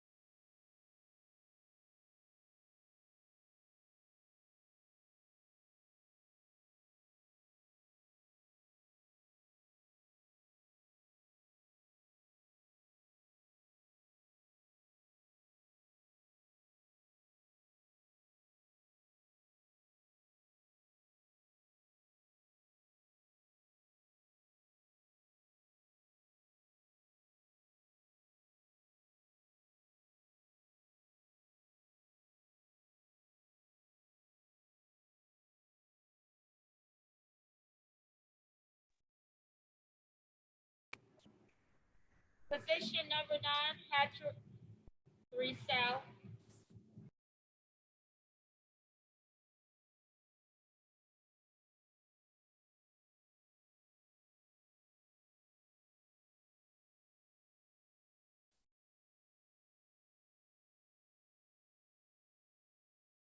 Three South, can you tell me that again, please?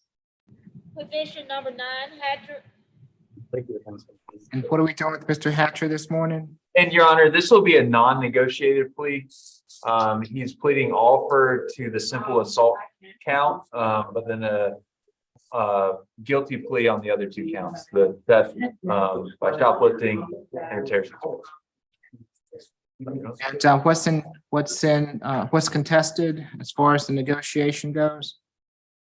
Your Honor, it is the state, at least in the negotiated plea offer I had, they're asking for 24 months probation. We are asking for 12.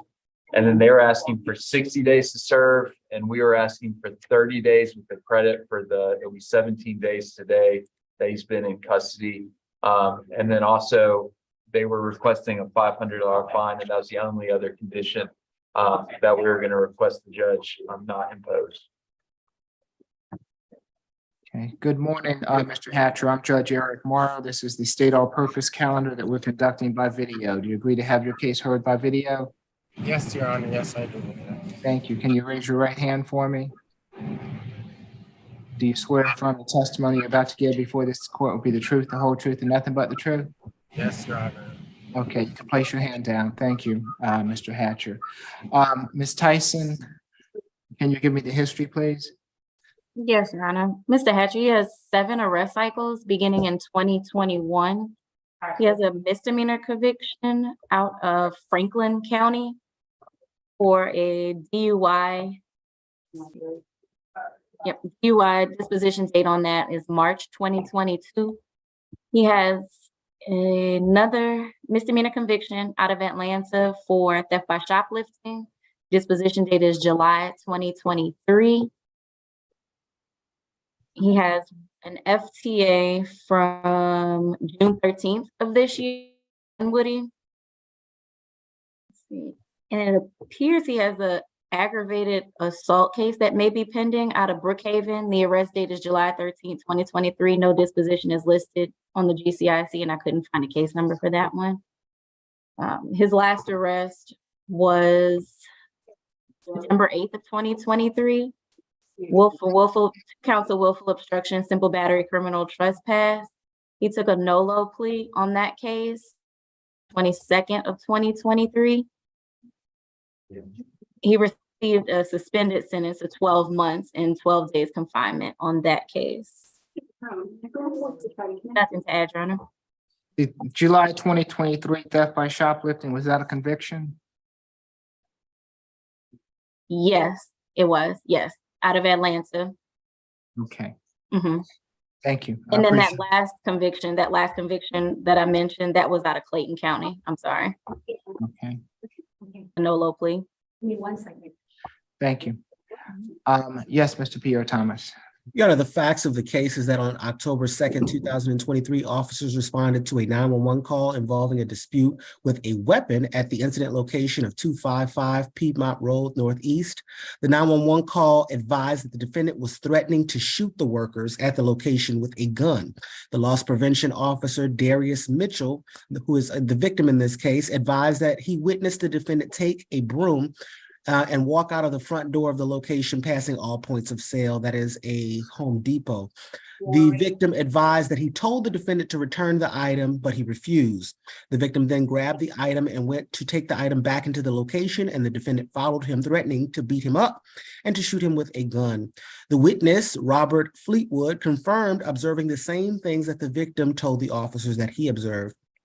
A pat down of the defendant was conducted. However, no weapons were found. The defendant advised that he did take the broom, and he admitted to threatening to have Mr. Mitchell, the victim, shot.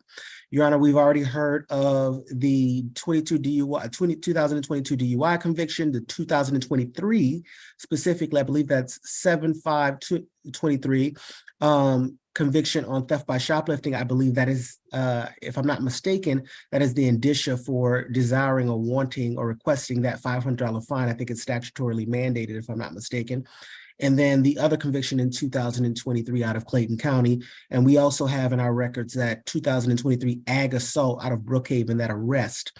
And then, of course, the failure to appear. And so with that being said, Your Honor, it is all of that that is the indicia behind the recommendation that was made by the state. And I can repeat that if Your Honor would like.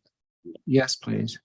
And the recommendation from the state is on count 1, 12 months probation to serve 60 days in jail, credit for the 16 days that he's already served, and the balance to be probated.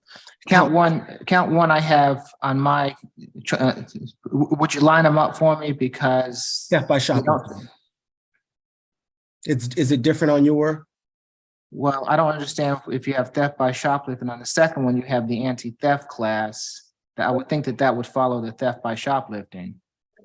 Yes, Your Honor, if you can attach the $500 fine to the theft by shoplifting and the anti-theft class to the theft by shoplifting, yes. Okay, so for the theft by shoplifting, the recommendation is 12 months probation to serve 60 days, credit for time served 16 days, $500 fine, and the anti-theft class? Yes.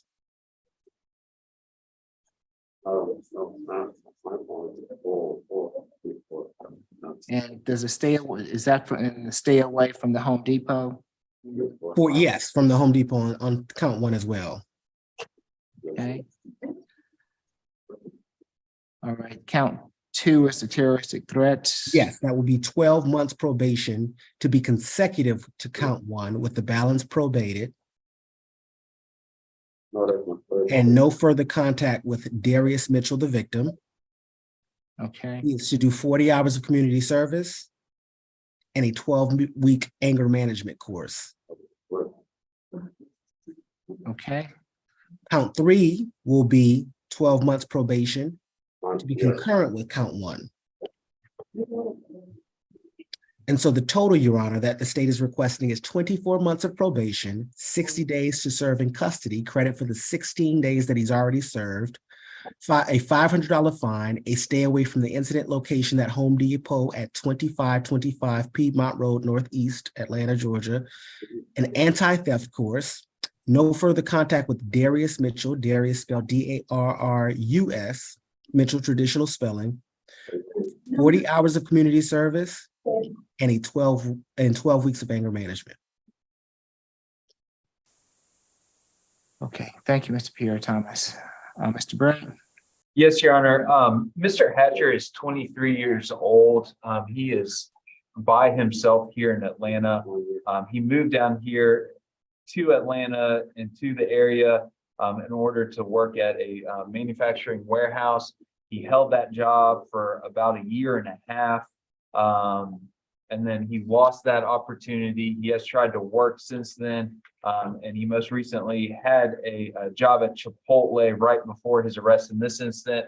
And he was finally trying to get back on his feet and reestablish himself. Your Honor, he also graduated high school.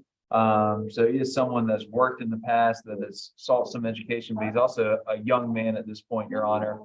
As far as the facts themselves, of course, Mr. Hatcher's here early on, accepting responsibility for, of course, taking that broom, for, of course, making statements that he regrets at this point, and that's part of the reason that he is in agreement for the 12 weeks of anger management. He recognizes that he does have an anger problem, and he wishes to seek treatment to receive some strategies and tools to be able to hopefully address that going forward, Your Honor. But Judge, we are asking for 12 months of probation with 30 days in jail, credit for the time that he has already served. Of course, we are asking for no fine because at the point of this case, and at this point, he is homeless. He was living out of a van. He actually took that broom from Home Depot in order to sweep out his van that led to this altercation. Though he does plan to go to the Gateway Homeless Shelter here downtown as soon as he's released. And again, go back to Chipotle and see if he still has his job. But we were asking for the fine not to be imposed, though, if it is statutorily required. Of course, Mr. Hatcher will do what he can to pay towards that fine. As far as the other conditions, Your Honor, the stay away, the anti-theft course, no further contact, 40 hours community service, 12 weeks anger management. Again, Mr. Hatcher is here accepting responsibility. He wants to take responsibility for this. But we're just asking the court to allow him to have the 30 days, most importantly, 30 days to serve as opposed to the state's requested 60 days to serve. And Your Honor, brief interruption. I just want to let the court know that we have been able to get in contact with the victim. The victim confirmed the statements that were made in the report. And we also communicated the plea offer. The victim indicated that they were okay with that. But at this time, if we could sound for the victim, just to adhere to Marcy's law, again, that victim being Darius Mitchell. Okay, Mr. Mitchell's on the line and wishes to address the court. Now is the opportunity to do so. Does not appear so, Mr. Pierre Thomas. How long has Mr. Hatcher been in custody? Is it more than 16 days? Your Honor, Mr. Hatcher told me today was the 17th day, so I think he's already served 16, but he's working on 17.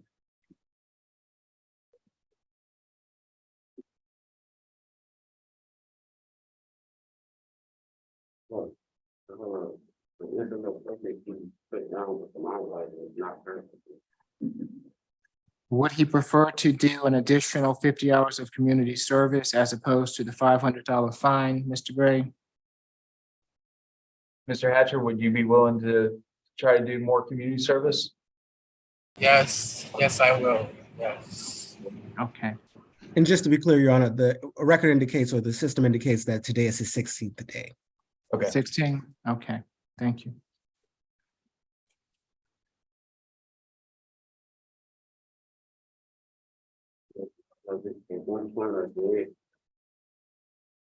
Okay, Mr. Hatcher.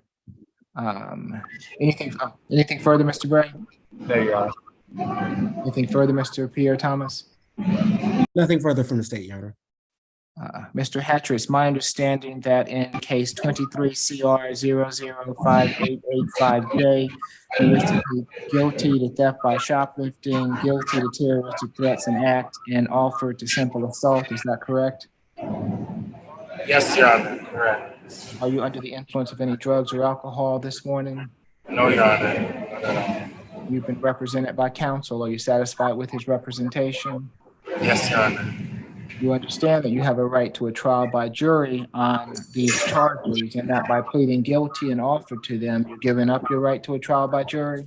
Yes, Your Honor, yes. Has anyone forced or coerced you to plead guilty and offered? Yes, Your Honor. Nobody, my question was, has anyone coerced you to plead guilty? Oh, no, Your Honor, my apologies, no. You're fine. I will accept your guilty pleas and your offered plea, Mr. Hatcher. The court sentence for the theft by shoplifting will be 12 months to serve 32 days, credit for time served 16 days, the balance probated, 50 hours of community service, an anti-theft class, and stay away from the Home Depot located at 2525 Piedmont Road. For the terroristic threats and acts will be 12 months to serve 16 days, credit for time served 16, to serve 32 days, credit for time served 16 days, balance probated, 40 hours of community service, 12 weeks of anger management, no further contact with Darius Mitchell. That is to run concurrent with position 1, theft by shoplifting. For count 3, will be 12 months to serve 32 days, credit for time served 16 days, balance probated. That is also to run concurrent with counts 1 and 2.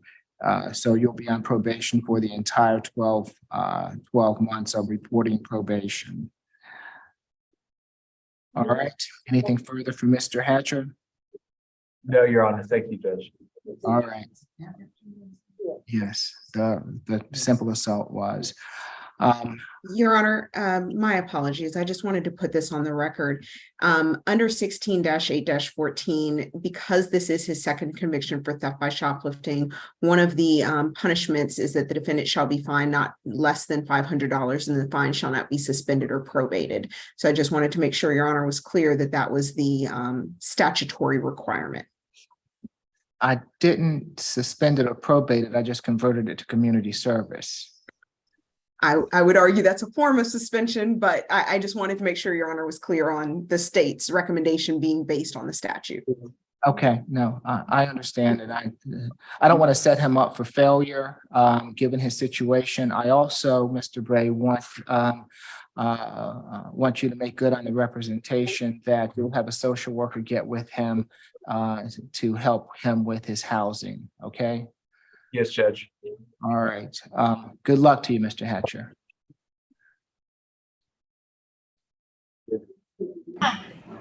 Thank you so much. You're welcome, sir.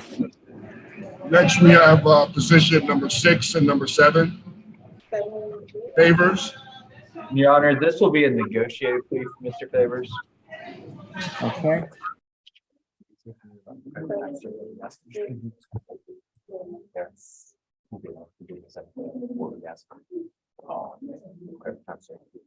Good morning, Mr. Favors. I'm Judge Eric Morrow. This is the state all-purpose calendar that we're conducting by video. Do you agree to have your case heard by video?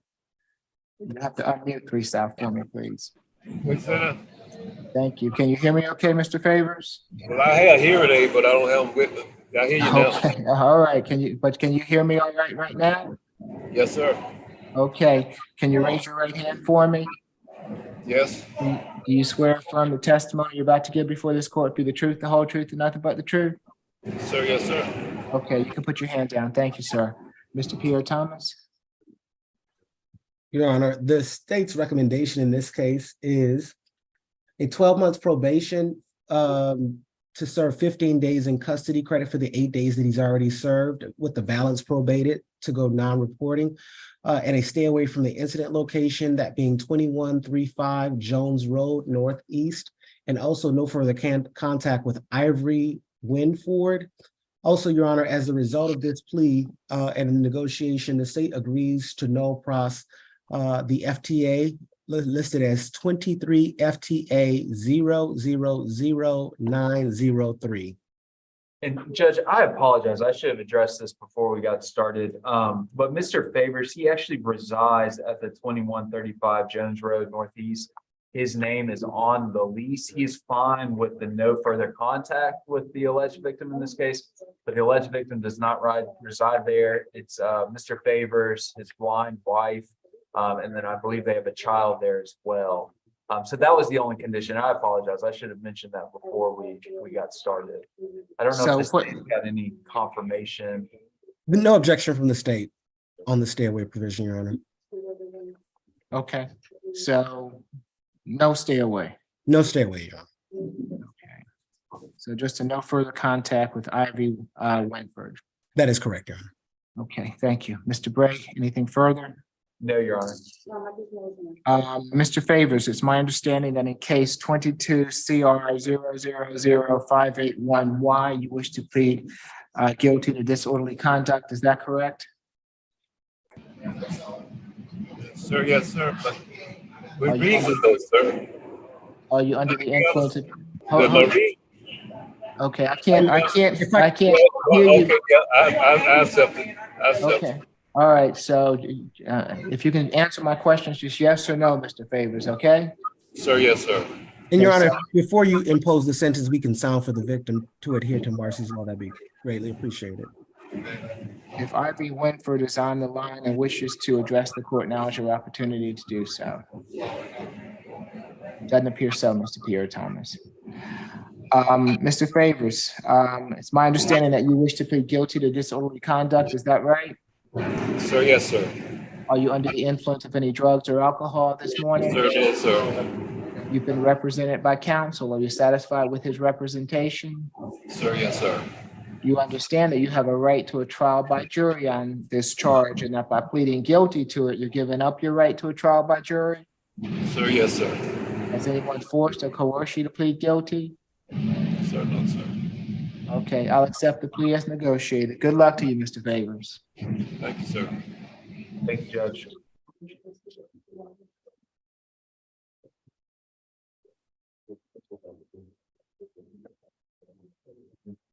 Who do we have next? Judge, Laura, give me an opportunity. I'm headed to Forest South, and we'll have someone before you shortly. Okay, thank you. Okay, we'll be in recess until someone returns.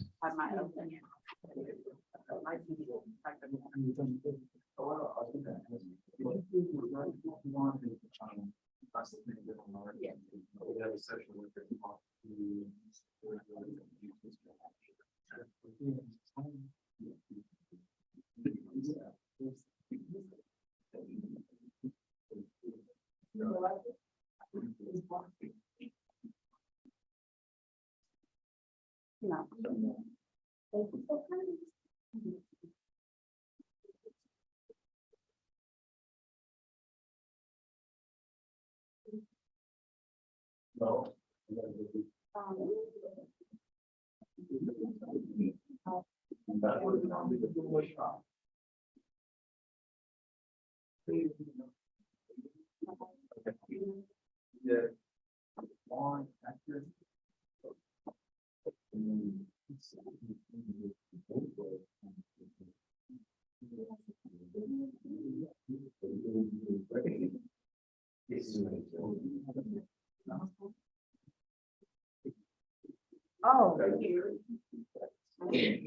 What about Mr.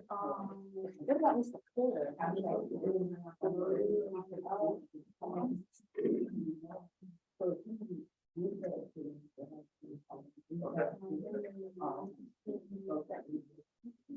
No, 19.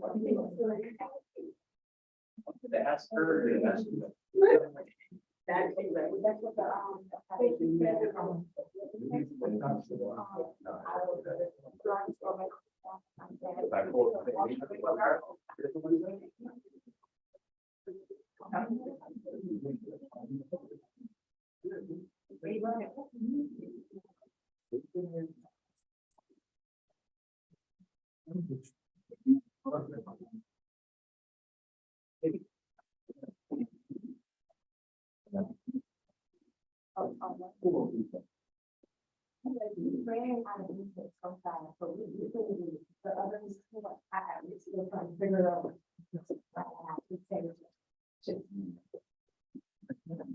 Just red.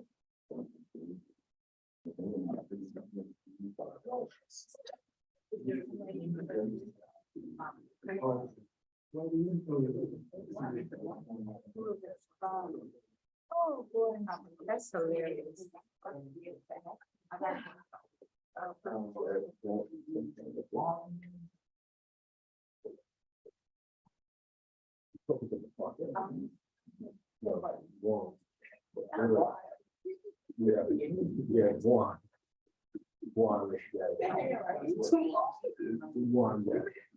Bang around you.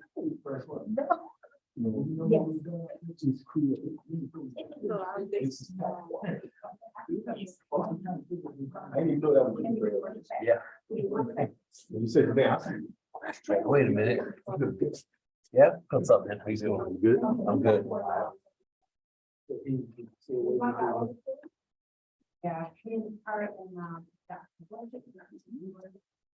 Yeah.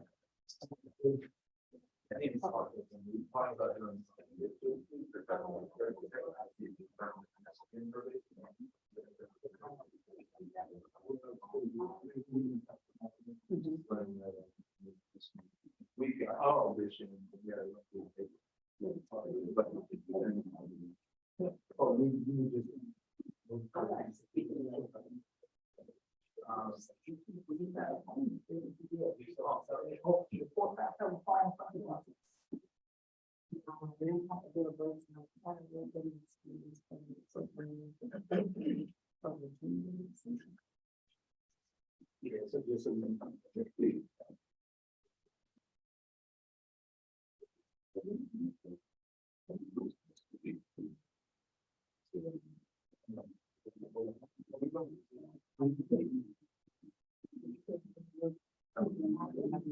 Yes.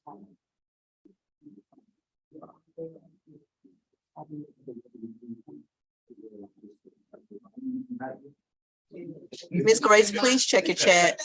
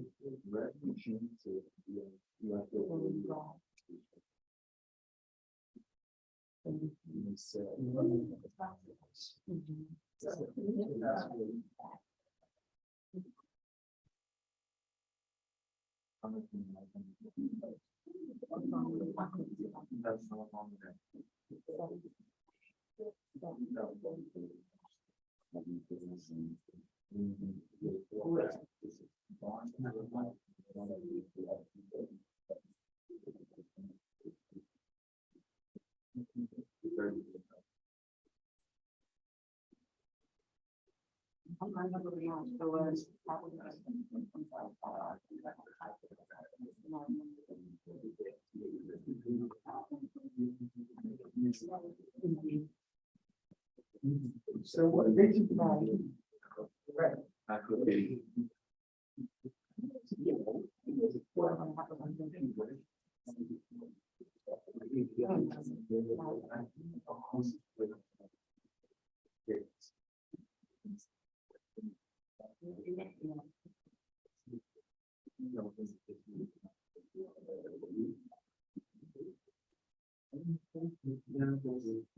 Yeah. So.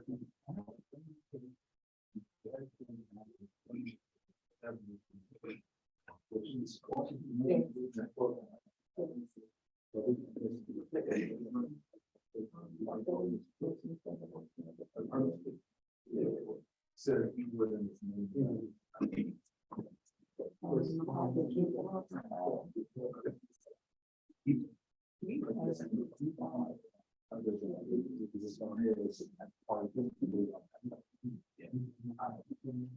But no.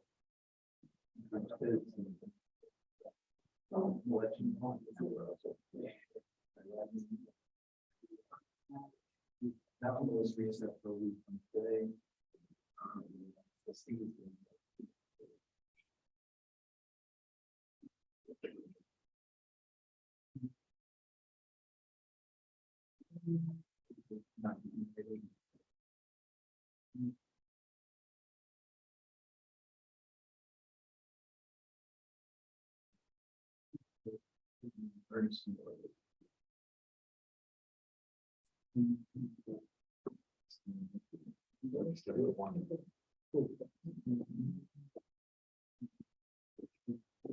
Very good.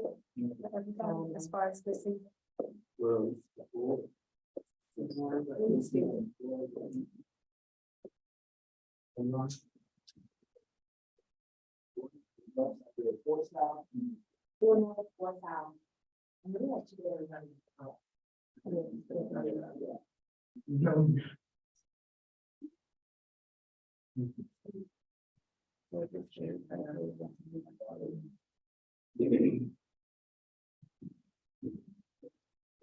No,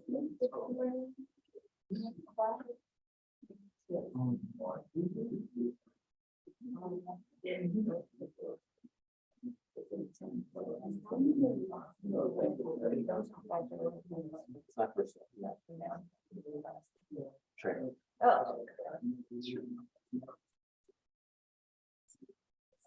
last year. August of last year.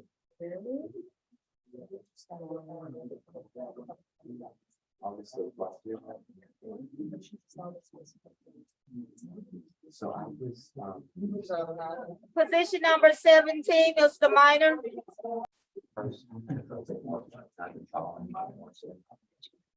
Yes, thank you. Just for a moment, the judge stepped away.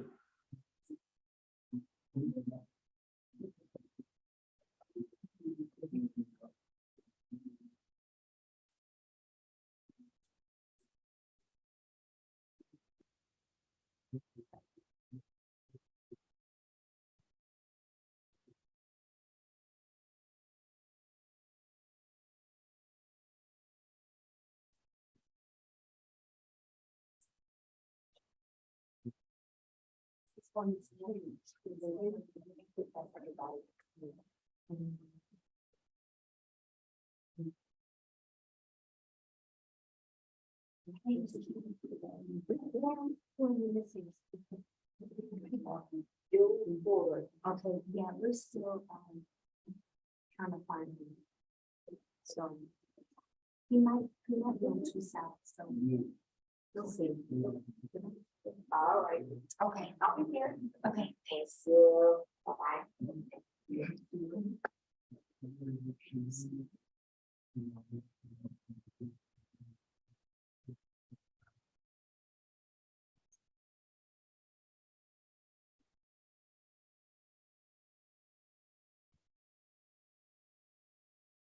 This is Mr. Minor, Yes, sir, it is. and this is going to be a negotiated plea, Mr. Trejo. That's right, Your Honor. Good morning, Mr. Minor. I'm Judge Eric Morrow. This is the state all-purpose calendar that we're conducting by video. Do you agree to have your case heard by video? How you doing, sir? I'm doing fine. Did you hear my question, Mr. Minor? Thank you so much, Mr. Yeah, well, sir, what was your question? We're doing this by video. Is that okay with you? Yes, sir. Okay, can you raise your right hand for me? Do you swear or affirm the testimony you're about to give before this court be the truth, the whole truth, and nothing but the truth? Is that a yes? Yes, Okay, you can put your hand down. Can you hear me okay, Mr. Minor? yes, I can. Okay, you're gonna have to speak up a little bit for me, okay? Okay. All right, thank you. Ms. Falk? Yes, Your Honor. The state's recommendation is 12 months probation, serve 30 days, credit for time served 15 days from October 3rd, 2023, balance probated. We would ask for stay away from 1953 Valley Ridge Drive Southwest, one-time law enforcement escort to retrieve his items, and no further contact with Annette Louise Robertson. Roberson, excuse me. We did have an opportunity to speak with Miss Roberson. She stated the defendant is her nephew. He keeps returning back to the residence after he was evicted in January. He came to her residence in June and destroyed her property. That's under case number 23 CP 219783. That is a felony because the damage was over $500. And she stated he keeps coming in through the basement. She has adamantly stated she does not wish for this defendant to return back to her residence, and that there will be that he did leave a box there and will need law enforcement escort to retrieve it. We would at this time sound for Miss Roberson. Ms. Roberson is on the line and wishes to address the court. Now is your opportunity to do so. Does not appear so, Ms. Falk. And Your Honor, state would ask that the defense stipulate to venue, identification, and factual basis, please. So stipulated. Anything further, Mr. Trejo? No, Your Honor, we just ask that you accept the plea as negotiated. Mr. Minor, it's my understanding that in case 23 CR 0058886F, you wish to plead guilty to criminal trespass. Is that correct? Yes, sir. Are you under the influence of any drugs or alcohol at the present time? No, sir. You understand that you have a right to a trial by jury on this charge, and that by pleading guilty to it, you're giving up your right to a trial by jury? Yes, sir.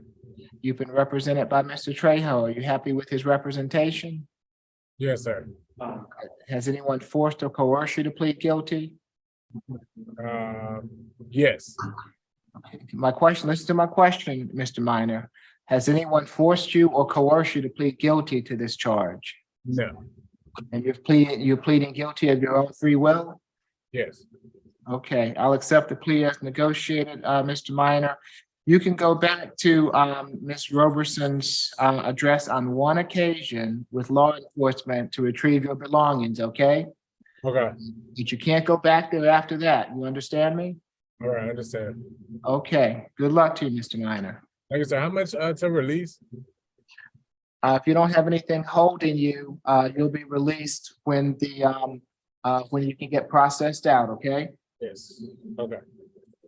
Thank you. You're welcome. Position number 29, Mr. Bontein.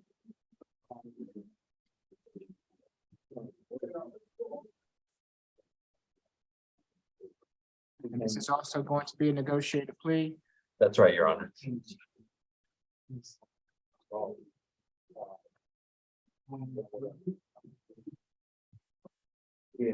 Your Honor, did I hear correctly? Is this position 29, Mr. Williams?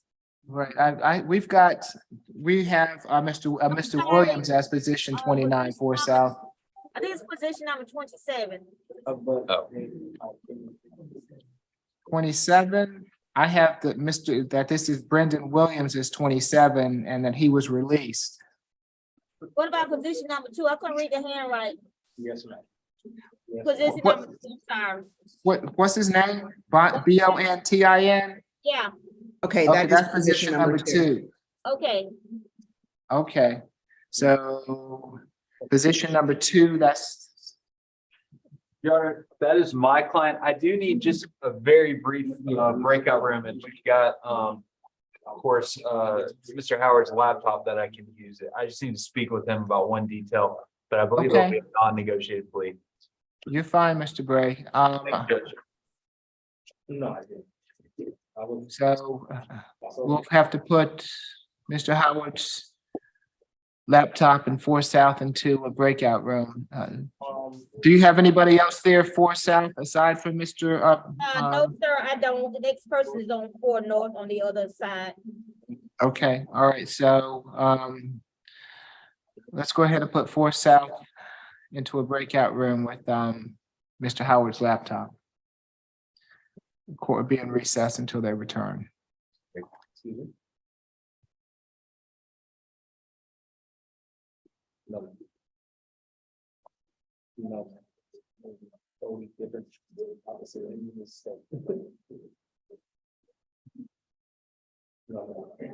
I mean, not just making sure.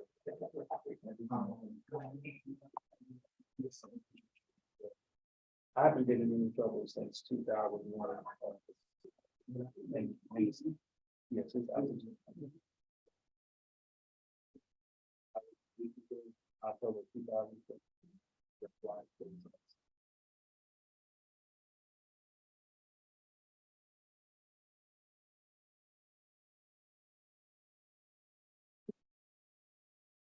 Okay. All right. Okay, thank you.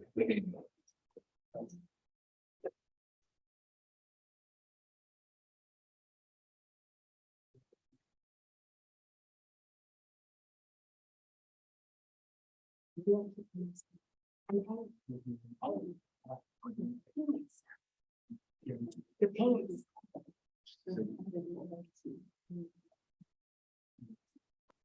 Yeah. Welcome by the door. Yeah. Yeah.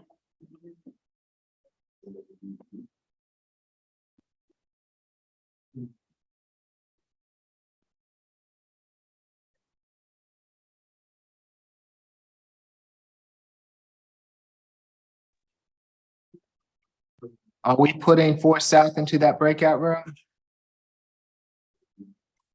And Mr. Howard's laptop? I did. Okay, very good, thank you.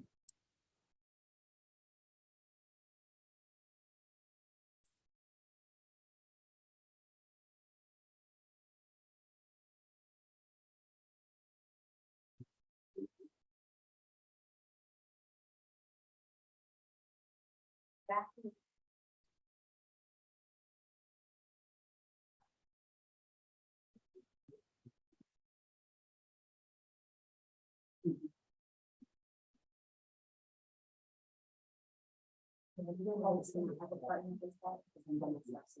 me a second.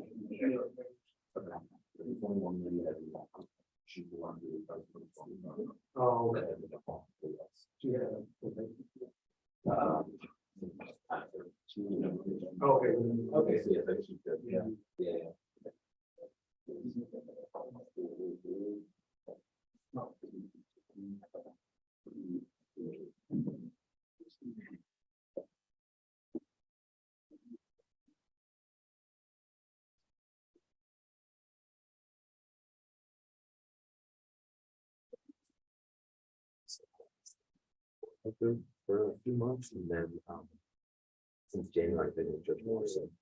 I'm just like trial line, just like sat with Portland.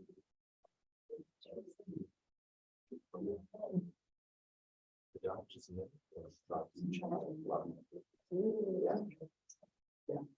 that's why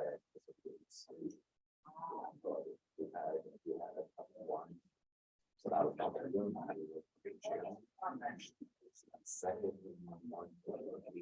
Position number 2.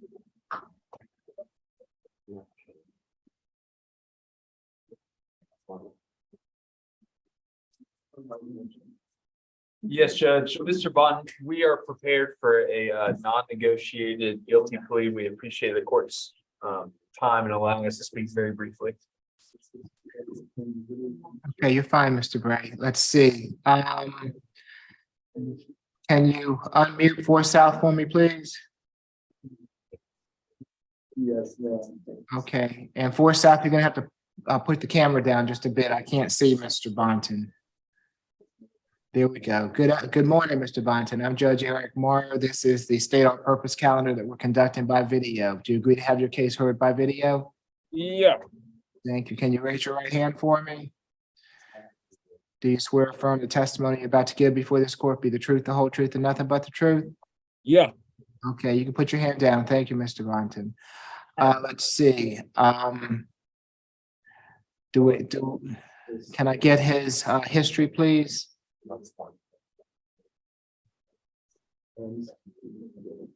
Mr. Bonson, he has 28 arrest cycles beginning in 2010. History within 10 years. He has a misdemeanor conviction out of Fulton County for a disorderly conduct.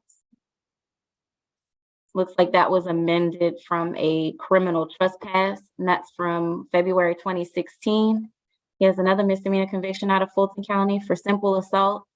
His position is October 18. He has another misdemeanor conviction for a theft by shoplifting. 2 counts of theft by shoplifting. He took a NOLO plea on that case, May of 2019. We have another disorderly conduct out of DeKalb County from January 2019. We have a criminal trespass out of Clayton County. He took a NOLO plea on that March of 2019. Another theft by shoplifting, 2019. Another theft by shoplifting out of DeKalb in 2019. The disorderly conduct, 2019. Another theft by shoplifting out of DeKalb County, and that's July of 2023. A theft by shoplifting, January 2020 out of DeKalb County. He has a felony conviction out of DeKalb County for 2 counts of terroristic acts. Position is November 2021. And it looks like he has at least 1, 2, 3, 4 pending cases. One for disorderly conduct and a terroristic threats act out of Fulton County. I couldn't find the case number on that one. He has a, let's see, theft by shoplifting out of Decatur with no disposition listed. I have a disorderly conduct, criminal trespass, and a simple assault from December 2022, no disposition listed on the GCIC. And another criminal trespass and battery from March of 2023, no dispositions listed on the GCIC. Another disorderly conduct out of DeKalb County, and a criminal trespass. The last arrest was in DeKalb County, August 3rd, 2023, and that was for a criminal trespass. No dispositions listed for that case also. And he does have 2 cycles of federal arrest cycles, 2 of those, one for aggravated, let's see. This is aggravated felony, theft or burglary offense with minimum 1 year imprisonment. That was from 2016. And the last arrest was in 2018, and that was for deportable alien conviction of 2 crimes involving moral turpitude. Let's see. It says charge dropped on or about December 4th of 2018. Nothing to add, Your Honor. Ms. Tyson, are any of those pending cases, misdemeanor cases in Fulton County? Let's see.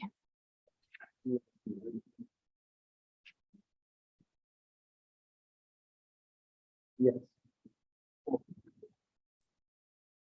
So the disorderly conduct and terroristic threats, that's a felony. I couldn't find the case number for that. But that's out of Fulton County, and that's from November 2021.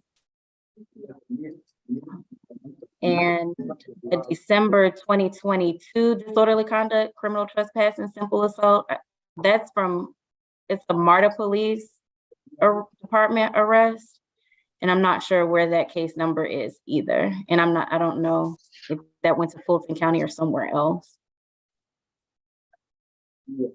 Let's see. And then the criminal trespass and battery from March of 2023, that's also a MARTA Police Department arrest also. But And the rest are from DeKalb County. Okay, but those 2, you don't know if they're pending, if they will. I don't know yet. I can't find the case numbers on those. And that just may be on my side, because I noticed when they did an update on Odyssey, it almost took away when we open that cases tab, there's nothing there for us anymore. Okay, thank you. I'm asking Mr. Bray, because if there are other cases pending, and it seems like he has a number of them in Fulton County, you might want to resolve those at the same time, I would imagine. But if you want to move forward, that's fine with me. But if you want some time, given that the state is asking for additional time to find out if he has any other pending cases and see if you can resolve them all at the same time, I'm happy to let you do that also. Judge, I know this is the case that's holding Mr.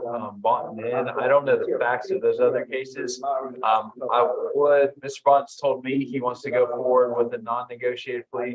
Of course, we would just ask for the opportunity to withdraw that plea if court deviate Time. some of our requests. Okay, well, I don't know what the facts are as of yet, but Yes, Judge.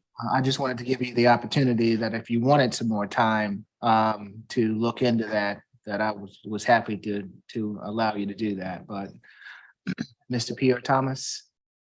Thank you, Your Honor. Your Honor, the facts of this case is that officer observed the defendant to be in possession of an unsealable 16-ounce can of Bud Light and poured into a plastic Fanta bottle. He then consumed the beverage from the plastic Fanta bottle. Defendant also stated that he would beat the officer's ass.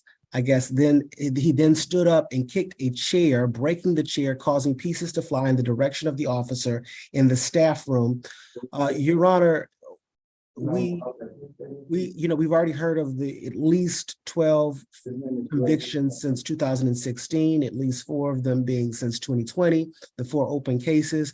We also like to make the court aware of the idea that he's on probation for 23 CR 0058. I'm sorry, that's the wrong number, 23 CR 001356. There he received a sentence of 12 months probation to serve 180 days. He got credit for the 14 days that he had served in custody, and it was supposed to go non-reporting upon completion of the special conditions. Specifically, the charges in that case was, a moment. They were actually criminal trespass and simple battery.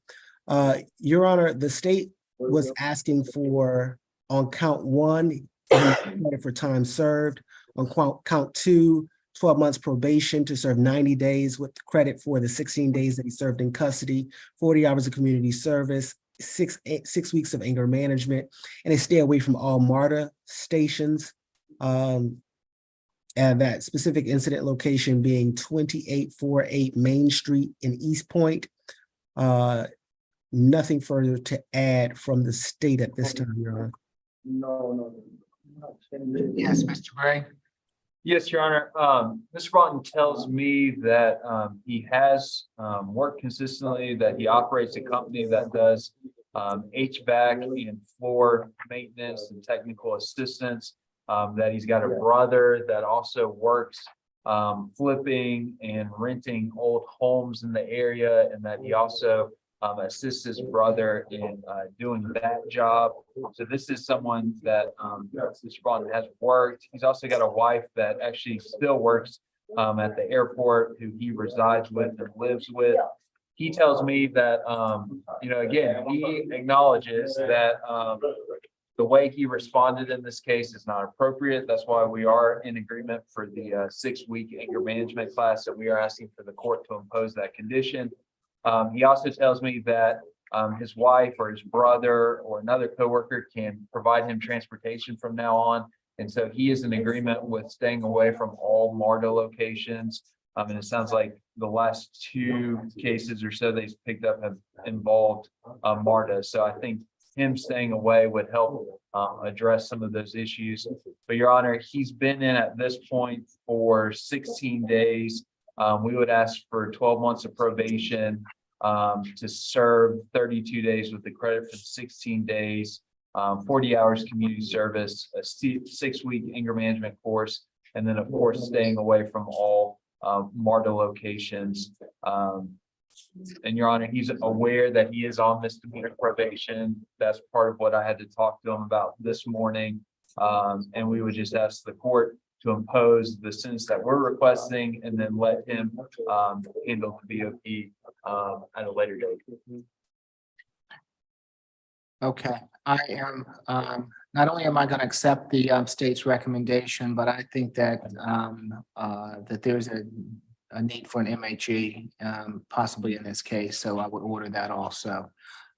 So you might have to discuss that with your client, but I'm inclined to, based on all that I've heard this morning, accept Mr. Pierre Thomas and the state's recommendation, Mr. Bray.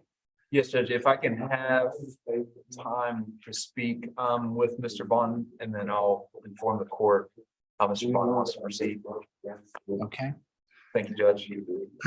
Your Honor, and I just want to correct the record. So that March 2023 arrest by the MARTA Police Department for the criminal trespass and battery, the jailing screen says that he received time served on that case. But the other two, I don't have any information on the other two arrests that are possibly pending. Okay, thank you, Ms. Tyson. Okay, so we'll need to place 4 South back into a breakout room with Mr. Howard's laptop.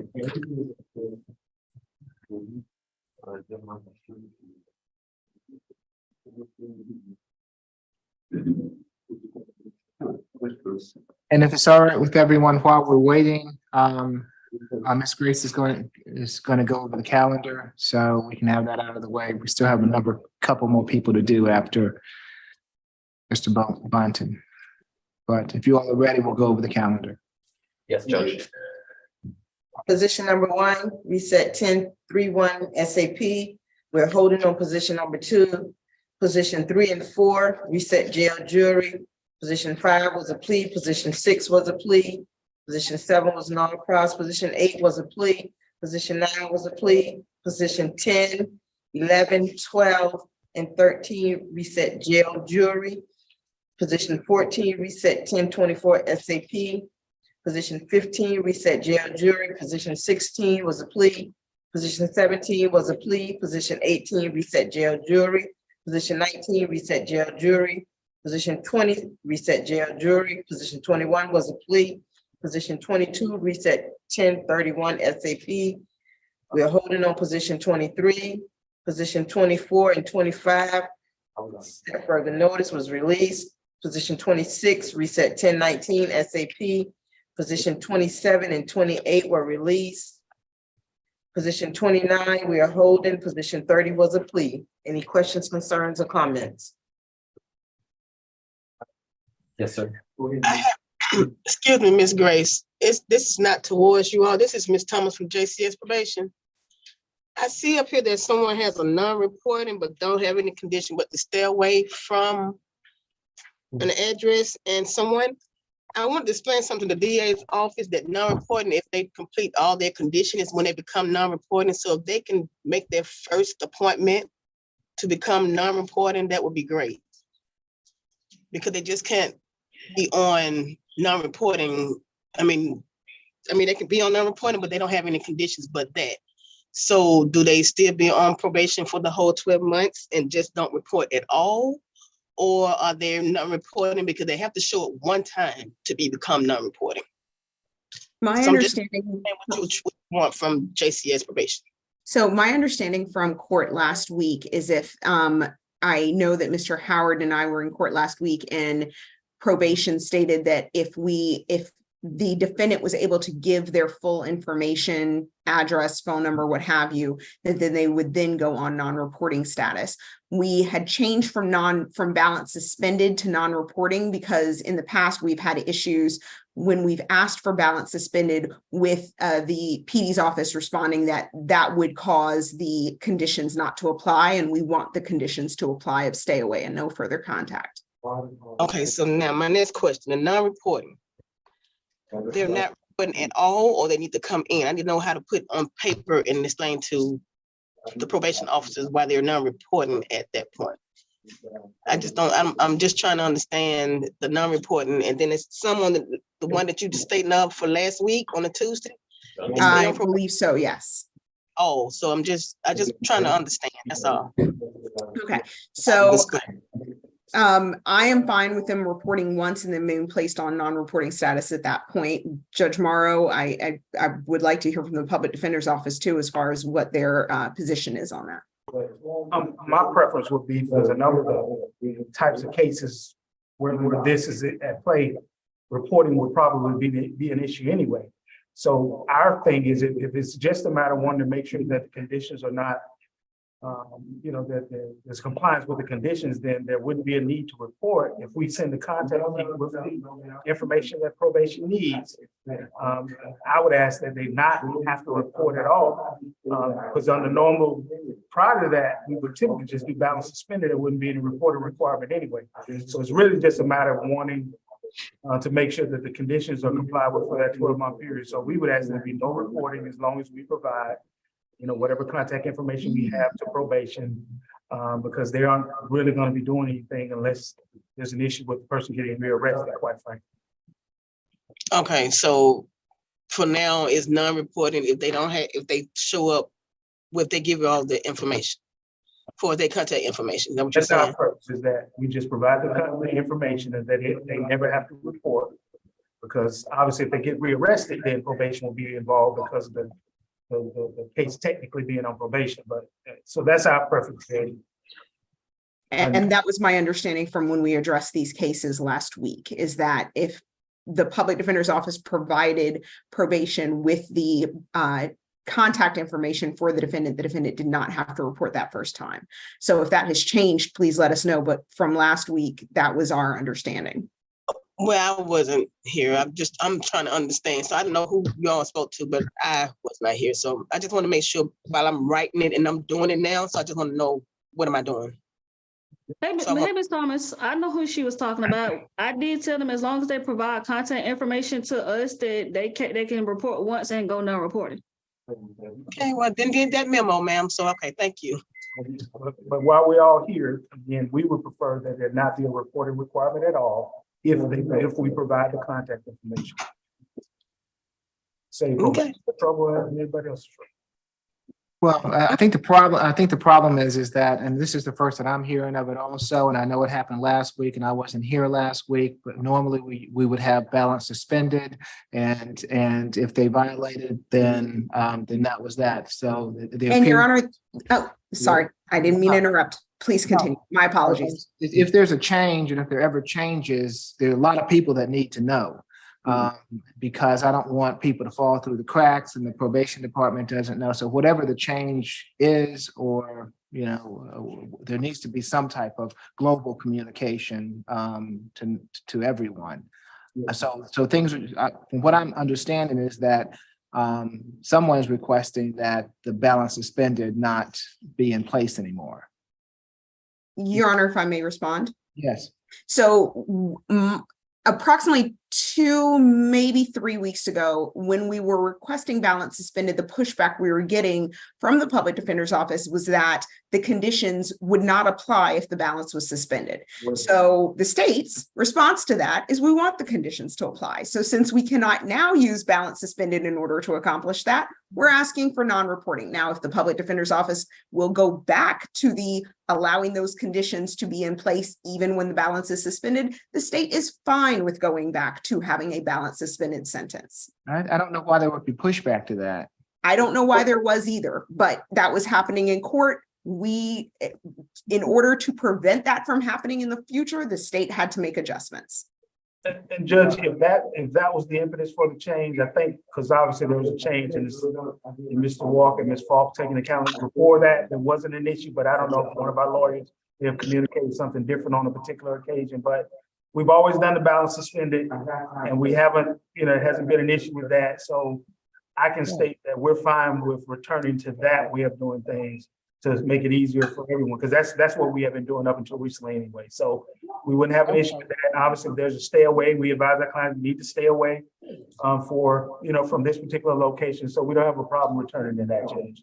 Okay, so let's go back to the way that we were doing it. And if there are ever any problems, we're going to refer them to you, Mr. Howard. Yes, talk to me and Ms. Falk will work it out. Okay. All right. All right. I think that would be easier for everybody. Okay, Ms. Thomas, is that?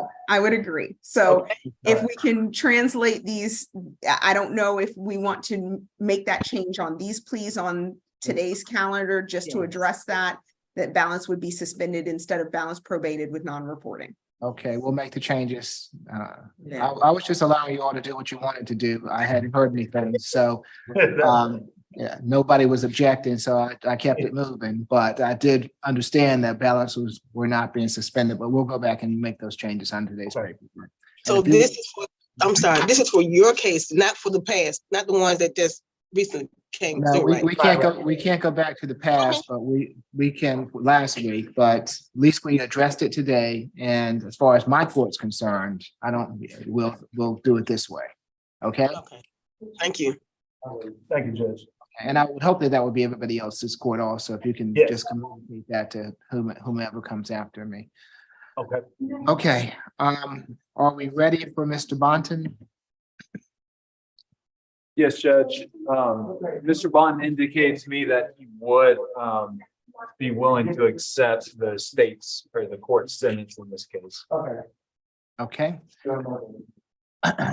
For South, if you can unmute, please. Thank you. Mr. Bonton, you're still under oath. It's my understanding that in case 23 CR 005875B, you wish to plead guilty to certain acts on a bus, rail station prohibited and simple assault. Is that correct? Yeah, Are you under the influence of any drugs or alcohol no, sir. this morning? No? Was that a no, Mr. Bonton? Yeah, You've been represented by counsel. Are you satisfied with his representation? You've been represented by a lawyer. Are you satisfied with your lawyer's representation? yeah, yes, sir. You understand that you have a right to a trial by jury on these charges, and that by pleading guilty to them, you're giving up your right to a trial by jury? Yeah, yes, sir. Has anyone forced or coerced you to plead guilty? Yes, sir. Now, listen to my question. Has anyone forced you to plead Oh, guilty? no, sir, no, sir. Okay, I'll accept the plea as negotiated. For count one, it'll be 12 months to serve, 90 days, credit for time served, 16 days, balance suspended. On count two, it'll be 12 months to serve, 90 days, credit for time served, 16 days, balance probated. I'm going to not require the 40 hours of community service, but I will require a mental health evaluation, 6 weeks of anger management, and stay away from and abide by any active MARTA suspensions. Okay. Good luck to you, Mr. Bonton. Thank you, Judge. Next is position number 29, Andre Williams. This is a negotiated plea. That's right, Your Honor. Have your trailer from Mr. Williams. Yes, good morning, Mr. Williams. I'm Judge Eric Morrow. This is the state all-purpose calendar that we're conducting by video. Do you agree to have your case heard by video? Yes, sir. Thank you. Can you raise your right hand for me? Raise your right hand for me. Do you swear affirm the testimony you're about to give before this court be the truth, the whole truth, and nothing but the truth? Yes, sir. Okay, you can put your hand down. Thank you. Yes, Ms. Falk. Oh, Yes, Your Honor. If this is Andre Williams, I'll be handling this. yes, it is. Okay. So the state's recommendation in this case, Your Honor, is, let's see, on count one, 12 months probation. He would receive 316 days, credit for time served, 158 days, balance probated, stay away from 765 McDaniel Street Southwest, apartment 4433. No further contact with Cricket Blevins. On count two, that would be 12 months probation concurrent to count one with a $300 fine on the obstruction of an officer. We are asking the defense to stipulate to venue, factual basis, and identification. Any objection to the probation going non-reporting when he completes the terms? No objection, Your Honor. We also would like to sound for Cricket Blevins. Okay, if Cricket Blevins is on the line and wishes to address the court, now is your opportunity. Does not appear so. Mr. Trejo? Yes, Your Honor. Nothing further from defense. We ask that the court stipulate, or rather, we ask that the court accept the plea as negotiated. And we did stipulate as to a factual basis for plea. Okay. Mr. Williams, it's my understanding that in case 19 CR 005089A, you wish to plead guilty to criminal trespass and willful obstruction of a law enforcement officer. Is that correct? Yes, sir. Are you under the influence of any drugs or alcohol this morning? No, sir. You've been represented by counsel. Are you satisfied with his representation? Yes, sir. You understand that you have a right to a trial by jury on these charges, and that by pleading guilty to them, you're giving up your right to a trial by jury? Yes, sir. Has anyone forced or coerced you to plead guilty? No, sir. I'll accept the plea as negotiated. When you complete the terms, Mr. Williams, it'll go to a non-reporting status. So the sooner we get it done, the sooner you won't have to report to probation, okay? Yes, sir. All right, good luck to you, Mr. Williams. I have a question. Say it again. I was here on failure to appear, for a charge of 2018. They released me, but they didn't let me go because I had the 17 charge. Okay, so Mr. Williams, you'll be able to talk to Mr. Trejo about that, okay? The court's not sure what you're referring to, but Mr. Trejo will look into it for you, okay? On camera and, they're, Did you hear me, sir? We're done. With this conclude the court calendar. They will be dismissed. Okay, I cannot hear. I want to be done with Mr. Williams first, to complete Mr. Williams's matter. Did you understand what I said, Mr. Williams? I did not. Your lawyer is going to talk with you about the question that you were asking the court, okay? Yes, sir. All right. And so if you'll step back and let me speak to the officer there. I was just saying, we're done here on 4 South, maybe be excused. We still have 2 that we have not completed. Do you not have any? Is there someone else that's going to be with us this morning? No, I don't have anyone else. Who are the people you're talking about? I have position number 23, Michael Tuggle, and a probation case, Keon Kendrick. Can make an announcement on position 23, Your Honor. Okay, hold on. Let me see, can I find Kendricks? I forgot about him. Hold on. Okay, Mr. Trejo, Yes, Your Honor. I can make an announcement on 23 if the court is ready. I'm ready. Yes, sir. Your Honor, we would ask for a 2-week reset to the 10/31 SAP calendar. Mr. Tuggle indicated that that he is interested in a drug treatment program and an inpatient treatment program. He's spoken with a social worker from our office, and he would like some additional time to continue pursuing that avenue. And at this time, he says that he does not need his bond reconsidered, and that he's okay with remaining in custody until that next SAP calendar. Okay, so we'll reset position 23, Mr. Tuggle, until October 31st, 2 Great. weeks. Thank you, Your Honor. Okay, and so that just leaves us, I believe, with Mr. Keon Kendrick, who's on the probation revocation calendar.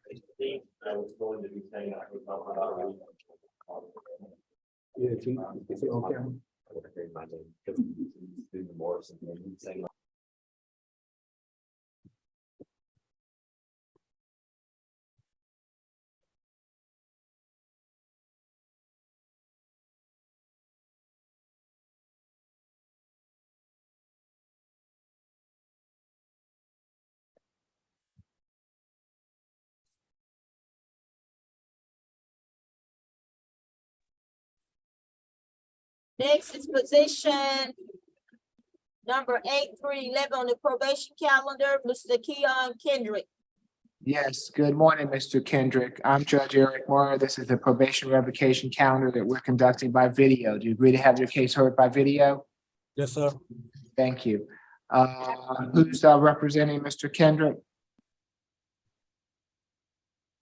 Oh, that's my case, Judge. Okay, yes, Officer Harris. Your Honor, Mr. Kendrick was sentenced on July the 26th of 2022, with case number ending in 63A to complete 40 hours of community service. His second case ending in 91A, he was court-ordered to complete a shoplifting course. As of today, Mr. Kendrick has not completed nor reported completed those conditions. He has 66 days remaining on both his cases. Probation recommendations to give him credit for time served and to close his case. That's going to follow the recommendation, Judge. All right, time served. Good luck to you, Mr. Kendrick. I got time, sir? Yes, you got time served, Mr. Kendrick. All right, thank you. You're welcome.